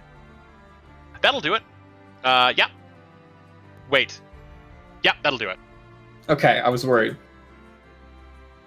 Yeah, it's the same idea as glitter dust, right? Just twinkling lights just begin to circle around this thing, and it very clearly sort of demonstrates the creature's exact size. It cannot be dazed, and it cannot be pushed. As an exchange, would you be okay if it became visible to everybody?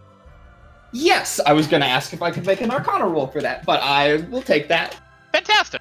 The horrific shape of this creature is not so much that like you all get the full brunt of the horror that it is, but you can all very clearly see this large outline of what Warren has begun to sort of point out for all I'm of you. probably the only one that's actually horrified by this thing, right? A little bit, yeah. Mine. And now I mark it. Nice. It does in fact attack you, Dickhead! but I don't think 22 hits your will. Let me check. That's one of my lower defense. Ah, No, I have 23. Yes! fantastic. Let me roll for my own slow from my own ability. Yeah, fuck you. It's mine. I'm Nice. used to Basilisk. Nice, man. Melgar, it's your turn. Melgar's turn is going to consist of a saving throw. Uh-huh. Now, I think you could swing at the ground effect. I You got him. wish.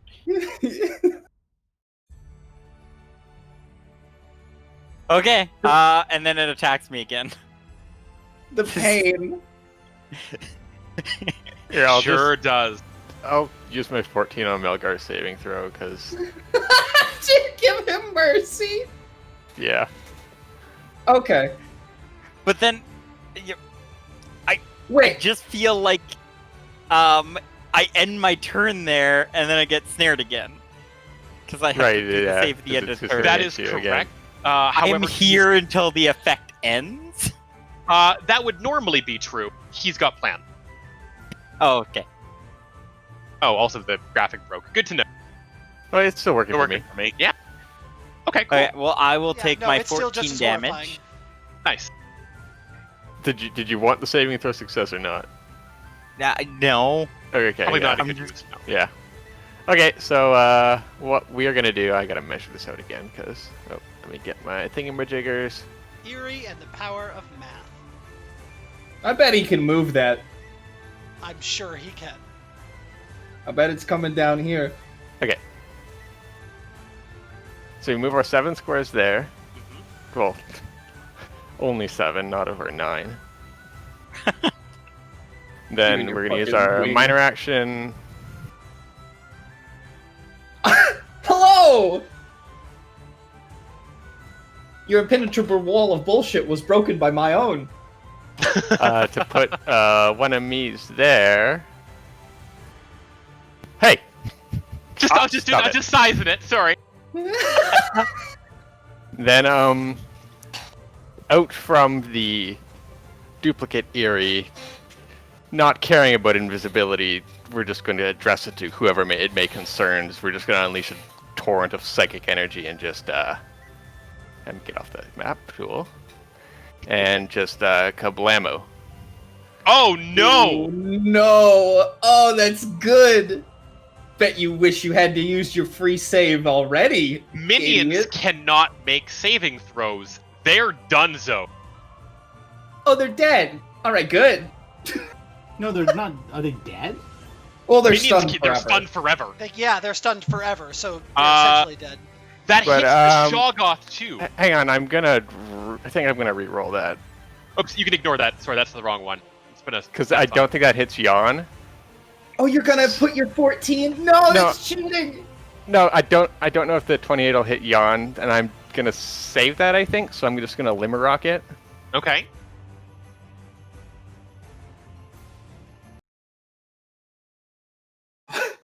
The world stills. Yeah, the world stills. While Eerie reads Though I more. wish not to walk this path, but now I must sit here and laugh, for you forced my hand and ruined my plan, and now you shall feel my wrath. My god. The best item you've ever put in the game. That's so good. Please go Round ahead two. and give me a reroll. Oh, it's worse. No! 24 is Jan's his defense. He's gonna go ahead and use his interrupt. And just immediately. Hang on. I'm gonna What? spend my 14. Oh my god! So 28 versus Will? Uh-huh, that's a hit. That's a hit. Oh my god! Wait, yeah, That's that's a his true new wizard AC. battle. Welcome How to the do you- power of bullshit. Is this He Magic is the Gathering? And so is the Shogoth? So is the Shoggoth. Yep.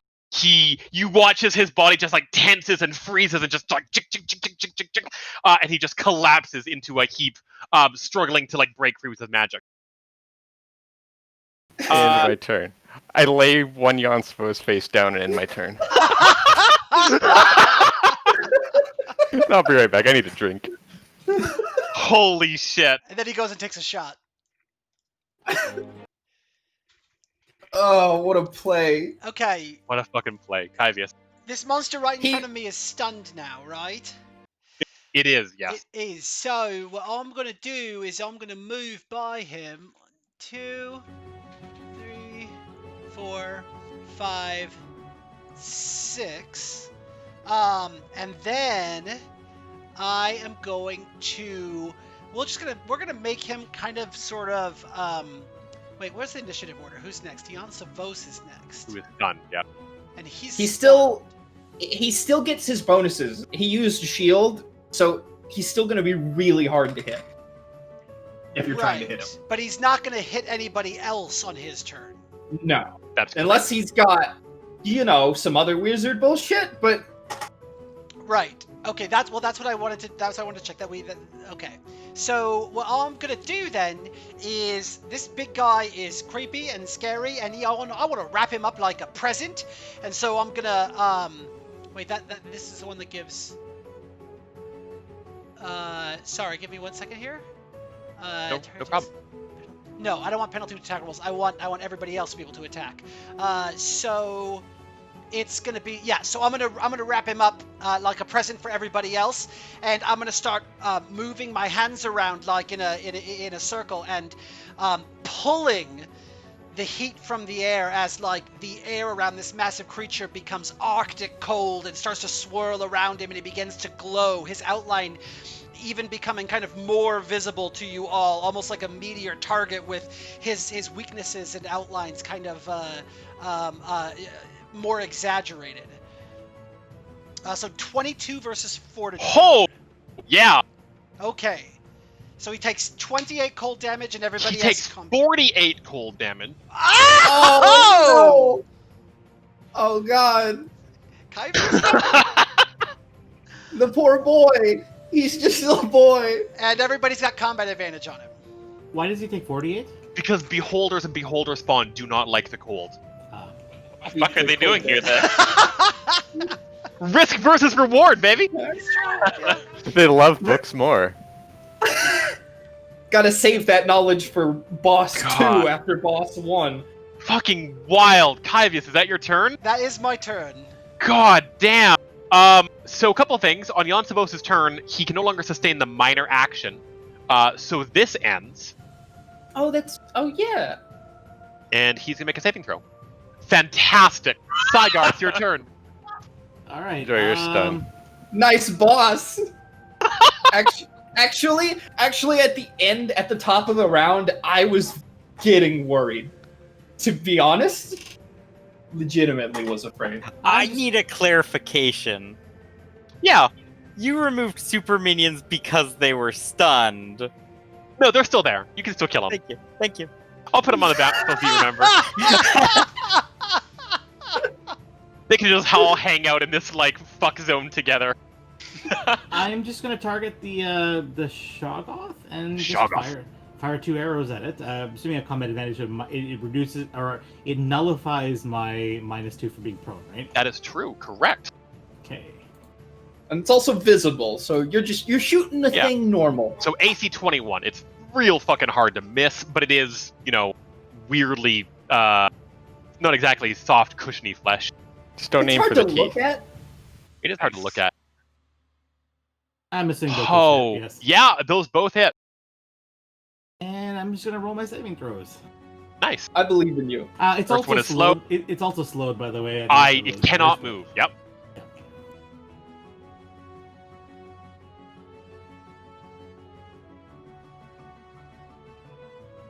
Jesus Christ. So still slow. Sagar's new home. This piece of There we go. floorboard. Yeah, but I'm you're not immobilized. anymore. Nice. When you have dropped it down to like a remainder of health, you watch as all the color of the blue drains from the eye of this creature, and it begins to let out this long, low, mournful howl, beginning to build in intensity. Oh no! Quick, kill it before it gets unstunned. She's gonna blow! Oh right, it's stunned. Poor bastard. That's my turn, by the way. Sorry. Fantastic. I'm pretty sure that there is only one of these guys left. Yeah, he's down here next with all of us. Oh, that one's dead. That one's dead. Just this one. Galadrian is. Yeah, does 23 hit your will?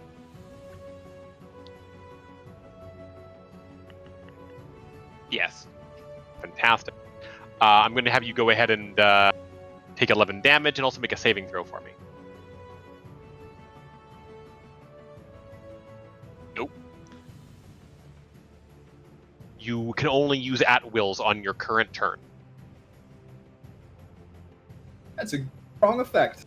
Yeah, you could just feel like your mind beginning to just fucking peel away, and there's so many strategies that are just simply not being able to be recalled to you in the moment of battle here. There's something getting into your fucking brain and searching for knowledge. It's your turn. All right. I'll flip around and wail on that guy then. Who is invisible, but Saigar does his no. best to explain where he's at, but again, the baton goes out and comes back to your hand, catching nothing. Yeah. Warren. This guy's stunned at the top of the round, right? Yes. Shoggoth, yes. He is. Yeah. And we're I'm hoping just- he stays that way because I'm still in danger.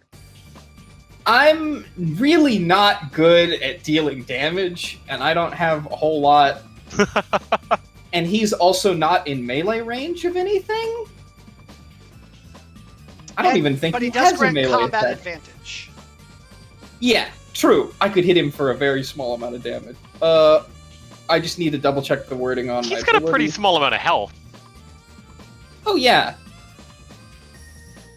Yeah, just hit him with your at will, you kill him.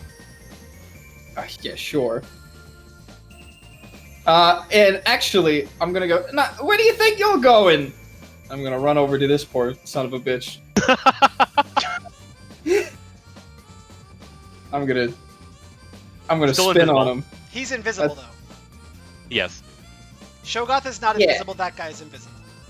Yeah. Is Yeah. your attack a burst or something though? Yes, it's a burst. Oh, nice. So that doesn't affect the invisibility. That's true. Where- Doesn't fucking matter. Keelvoss's sword is very effective at what it does. Spin to win. Yeah, and you just watch as you catch something and it just cut right through these Ionic robe, and the two halves of the illithid just collapse on either side, and just these pale orange maggots begin to just slither off into the water. Does it? Okay. is it still invisible or does it come back? No, it appears. Oh, okay, damn. I was hoping to get to be like to hear the thud and be like, okay, and you're dead, so stay that way. And then my turn. Yeah, that's all I got. Shoggoth is stunned. Does not get a bonus to saving throw. He succeeds. The voice of this screech that is building in this creature gets louder and louder and louder and louder. Melgar, it's your turn. I'm still immobilized, right? You are not, because the stat effect is gone. Okay. Wasn't sure. Oh my god, and it's within the time limit of your thing. Yeah. Just barely. I'm assuming I can't hit the eyeball from up here, right? On the balcony You after can throw your axe. No. Okay. So like where I would have to be bottom floor. I couldn't even be on the staircase, right? I'm just trying to get an idea of where From the staircase, you could do it if you were Jason. Yeah. Alright. You got them bugbear arms. Yeah, 100%. Those Okay. sexy, hairy bugbear arms. 2, 3, 4. This Well, place is a lot bigger than it looks. yeah, I can't make it. So I will go. I'll do my first shift because I have one more turn of that. Yeah. 1, 2, 3, 4, 5, 6, and then I should be in charge range of That's a this guy right here. Heard. Yeah, 100%. And I will charge him.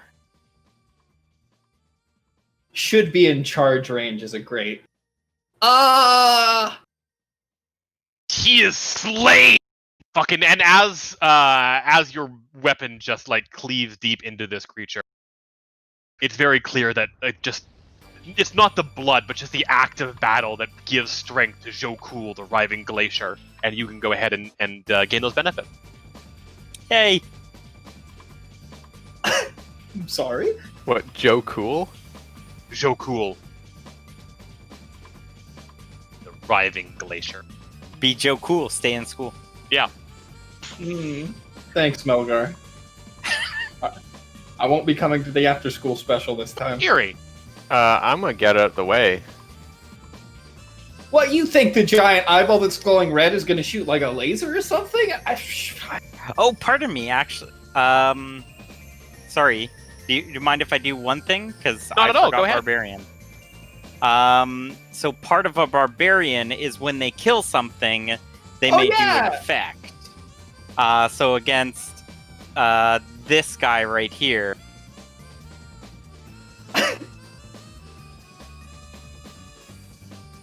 Yeah. So I'm able to charge him. Uh-huh. No, Pinball but he's there. just laying there. Poor bastard. No. That also hit. Goodbye.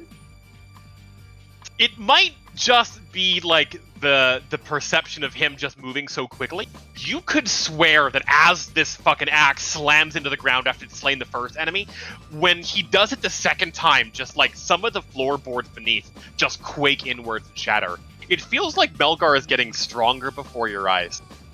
Oh no. Yes. Eerie. Hello. We are going to target this boy. We're going to try and reach into its mind and show that this man is extra tasty today. We'll spend 2 power points to try and do it. I don't know if it'll have the range, but we'll see. Or if it'll even hit. I like that there's so much. Ooh. That will hit.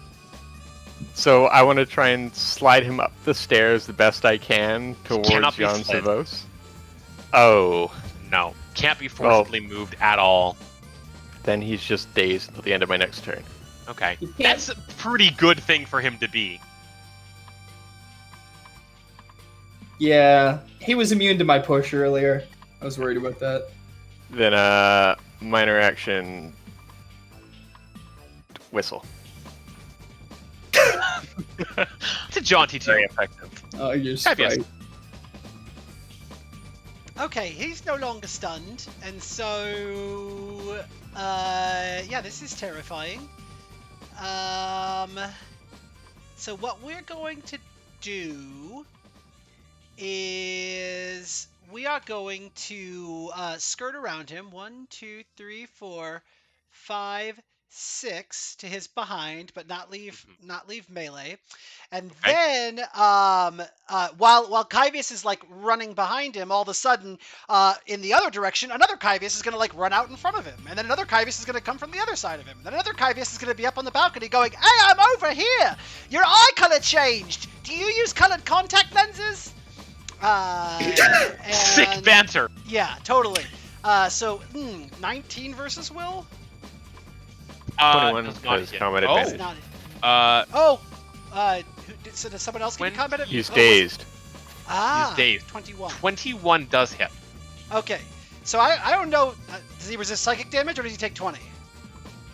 He took less than 20. I figured. But yeah, we are all invisible to the target until the end of our next turn. That's really good. Does he opportunity? Does he even have a melee attack? Not when he's dazed. Oh, right. I'm pretty sure forgot. this roll determines whether or not this combat is going to continue to next week or not. So here we go. This is Yontavos' saving throw. Oh, he succeeds. Oh, what? He has a Wait. bonus? He has a bonus? He's got a Yeah. +2 to saving throws. This bitch. We're going to do one more combat round then. Saigar, it's your turn. I'm just gonna target the eye. Fuck this Finish thing. off that asshole. Genuinely fuck this thing. So I'm gonna fire this at it. What's its lowest of the three? I'm so sorry. I think we need to talk about that. I don't know if I think Wait. those numbers are real. No, that 3 can't be d20 right. damage? No, that's fucked up. Reduce the damage, but the roll is correct. The attack roll is correct. Okay, we're gonna have to talk about that. How much damage did it actually do? What's the roll? It should be 2x, not 3x. I don't know why it chose 3 there. Shouldn't It be also a rolled- D20 for damage. It also rolled d20s 3 times instead of your Why other the fuck dice. did it do that? Oh, Jesus. I'm so What's- sorry. It's just a 2-weapon damage plus dexterity bonus. Okay. So 2d8. What? This is working last So, the no, 2d10? you've got to select it as 3d20 dice. I'm just changing it. We're gonna go 3, Oh, and then weapon 1. Go ahead and give me a reroll on that. sure. Sorry about that. I don't know how that That's happened. okay. Yeah, that seemed a little bit weird. Saigar's lowest, very big. its lowest defense is reflex, which is 0. Can you tell me what this looks like when you kill it? It's going to basically just flood this, like, ichor and goo all over the ground. Kyvis, I'm sorry. You're covered in it. My new robes. Basically, I the eye just deflates. got The eye these. deflates like a balloon popping. Basically, it's just going to flow ichor and goo and stuff all over the floor everywhere. Gross.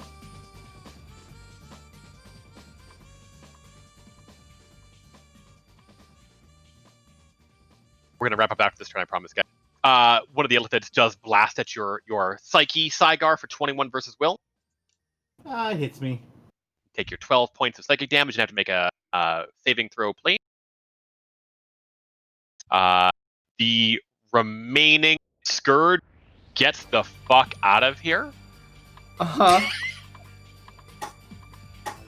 Galadriel, it is your turn. I'm rolling 2 saving throws right now. Is this slow? We gotta. Yes, this is okay. So you're no longer slowed. This is your immobilized. No, he's safe from the immobilized. Oh, okay. And then this is the attack roll one then. Good. Okay, cool. Oh, You're good. good. You're free. How hard would it be to climb up the bookshelves?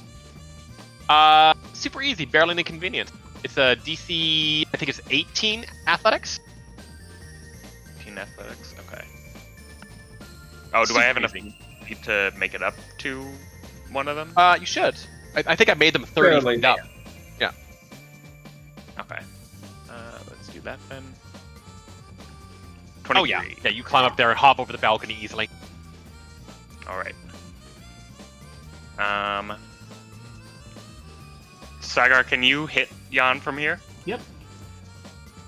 Then before I go, I'm gonna tap him on his shoulder and run away clamber up the bookshelves, giving him a basic attack.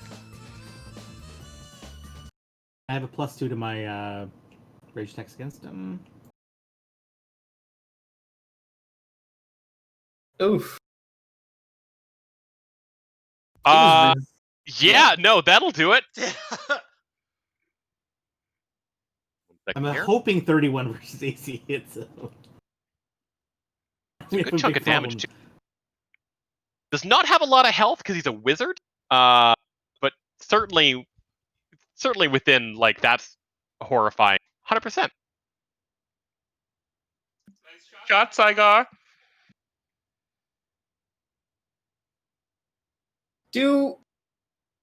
Sorry.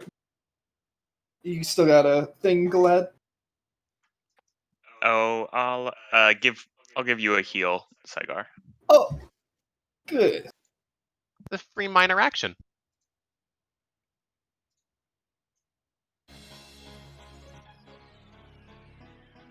So healing that. Healing surge plus 10. Okay. Plus 10, yeah. Got it. So I'm Very good. Very good. As like Jan like takes his bearings and sees that he is in deep danger, he says aloud, You show promise. Such a pity we had to meet. Such a pity we had to meet.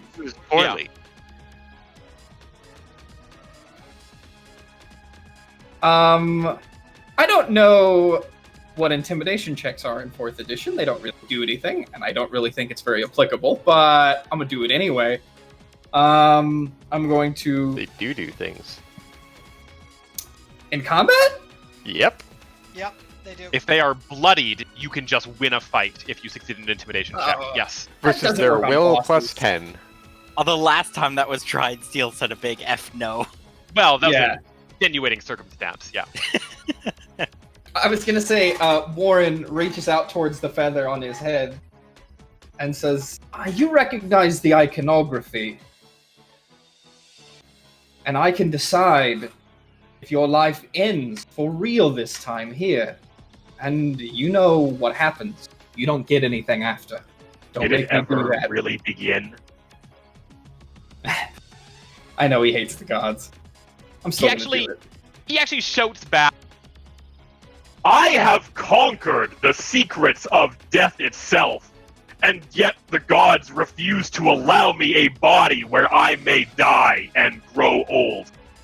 Isn't that the Raven Queen's wishes, that I unshackle myself from this immortality that I loathe? I'm tired of your gods' hypocrisy. I love him. Does that hit? that would hit. Oh, what's he got? I was hoping to aggro him. Yeah, no, he Hit just me. throws his shield up. Apparently my stuff's broken though, so it doesn't work. Oh, there it goes. Oh, no, they go. Yeah, just Oh, roll he's got- Lady Nike. He's got more than one? He's got one of those every fucking round. Oh. I think that still hits him though. His fort's probably pretty low. He's got 24 fortitude currently with the shield. Oh. Yeah, I don't think that'd do it. Okay, you've got no reroll or add or anything. Unless I was missing a bonus. Melgar, it's your turn. We're gonna wrap up after this round, I promise. End of round. Hearing the conversation, Milgar will just say from behind him, I'll help you accomplish one of those things. I love that. and Wait, we'll the take a whole- step forward. It happens. Don't worry about it.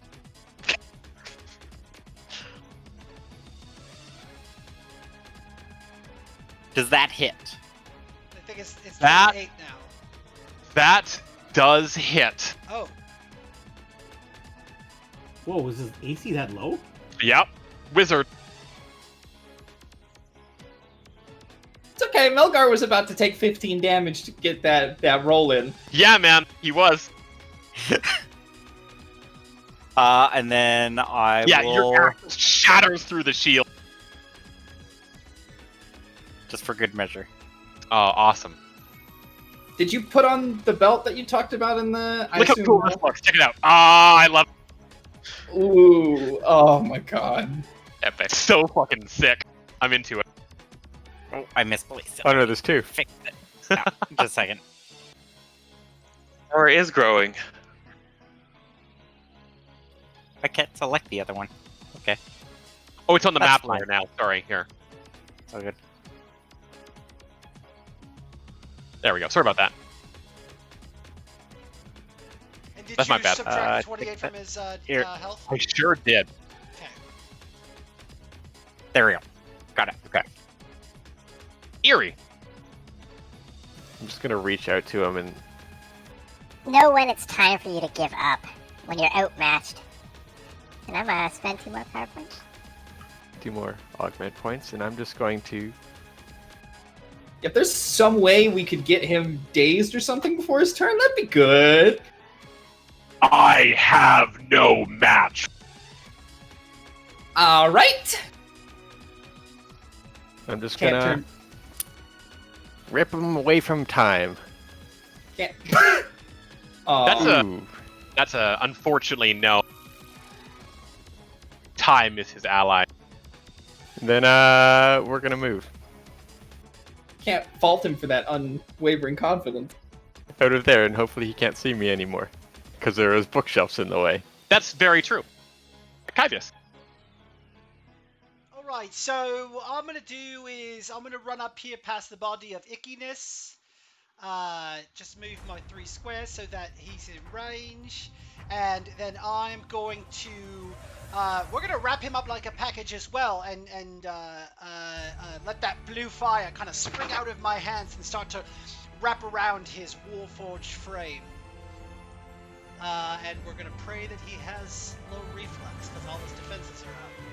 26 versus reflex. Ooh, Oh, that's a good. hit. Oh! Yeah. Oh, that's a good penalty. Okay, 29 fire damage and -5 to attack rolls until the end of my next turn. And I yell out, Savos, don't be a fool. You need us and we need you. We came here for you. We don't want to do this. I need no one. End of your turn? End of my turn. He raises his left hand, and as he does so in a way that like reminds you of Morgaine, the arm just like cracks inwards a little bit. You can see like he can no longer move his fingers, and he just stares down at his arm in just anger and frustration. Sorry, You said are you more talking to game. me? Like some other kind of like broken Oh, warforged. my Yeah, apologies. Yeah, we've seen Yeah. those before, right? Whoops! Yeah, like broken warforged, like regular warforged. Sorry about that. Whoopsie. No, it's fine. And like when he realizes his arm is no longer functional, out of the corner of his eye, he sees you, Warren, and how the fact that you've always made do without, and he just raises his other hand and like does the incantation, and he says, "Cloud kill." Uh-oh. Oh no, I remember this. This one sucks. Kyvius, Melgar, Eerie, and Warren. Does 25 hit 20 hit your fortitude? It would, but I'm gonna spend 1 power point. Mm-hmm. What? I'm gonna do that. Oh, Ooh, so it doesn't hit my cool. 26 will. And Melgar, you do. Okay. And does It- this count for? Does this count as an attack against enemies, not me, or is this just an AoE effect? This does break your mark, so it is 18. No, it does count. I'm sorry. So it is 20 versus fortitude. He doesn't break your mark, but you do Okay, get an attack perfect. roll. Mrs. Me. I can't select my character right now. You mind popping me above? Yes. I don't know why it keeps putting you. Why it keeps fucking that up? Try that. I know we're slightly over, guys. I promise we're wrapping up. 5 more minutes. Nope. I still can't. So it's down You want me to Cool. redrag? It's down to 20. We'll get to the work. Yeah. What's okay. up? Oh yeah, 20 versus 4. It's 20 versus Fort, not 25. Yeah, because he's -5. Yeah. And Does it hit then- you still? But it's a burst, so it still hits me because I don't get my extra. I don't get my bonus. Good to know. Damn. Okay. Yeah. No, that hits me. Ooh. 36. Is shield until the end of his next turn? His Start was, of his next turn. start, yeah. Yon is bloodied. Yeah, Melgar, axe fucking goes down, weighted strike, and just cleaves hard into him. I also, when I get hit by that, I blink. Oh yeah, you might want to get out of there. Yeah, I'm in a really bad position to get out of there. So. On his turn, he also tries to do the same thing. You watch as the spell that he had prepared before combat just like flickers him away. Saigar, your fucking arrow pins him to the ground, and he like reappears a few feet away, like shocked and horrified that he didn't go very far. How did my arrow Yes. pin him? He's Slow. slowed. He's Oh, right. perma-slowed. Two Right. squares. Right. I keep forgetting all my shots slow him. All of them. And then he's also slowed by the terrain, right? Also true. Yep. Although teleporting doesn't necessarily Oh, affect sorry, yeah, that, but I yeah, in know. this case, absolutely. I don't know if anybody got hit with 20 versus Fort. Kyvius did. Just Kyvius Kyvius did. Hurt. All right. Kyvius got hit pretty hard. He lost most of his health. Saigar, it's your turn Oh, that we're going to 20 probably... versus Fort. I think like this turn is like the last one. All right. Yeah, 20. I'm pretty sure that misses Melgar with his giant beef cake. Yeah. No Target kidding. obviously Yansivos, Yep. and so unlike Kyvius, I really don't care about you.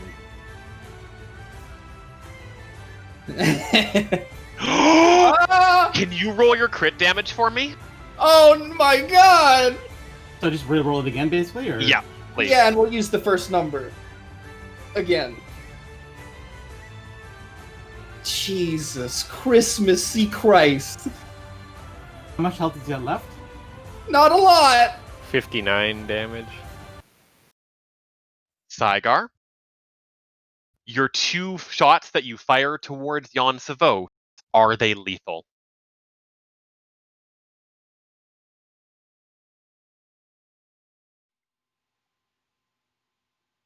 I'm about to make it lethal, and something in the back of my mind, I don't know what it is, stops me from killing him, but it severely cripples him Yeah. Oh, okay. Whew. to the point of basically like he's probably not going to ever recover as a Warforged again, kind of thing. Something Before we- bad. Call it a session, because that brings him to 0 and you win. What specifically does 0 hit points mean to you? Yeah, like what kind of crippling? There's not the able- moment where like you all watch as like the first arrow goes right through his hat and like knocks off his head, and the mask that he's wearing, Malefics, just goes like falling to the ground, and he like spins around and looks up and begins to fucking cast and weave a spell, a shield protection against Saigar. And he does in fact use the shield spell. The critical hit, your arrow rips right through it, Saigar, and hits him where? I'm going to say all 4 of his limbs, the sockets that control him, basically. He's not able to lift his arms and legs anymore. Ooh. You watch as again, like just the arrow is fired directly towards him, gets him right in the shoulder, then another one, then another one, then another one, as Saigar just unleashes a barrage and leaves who was once the most powerful mage on the island of Rios as crippled as a hunk of metal. And before we wrap for today's game session, and the toxic mists begin to fade, does anyone say anything? And Melgar, what do you do?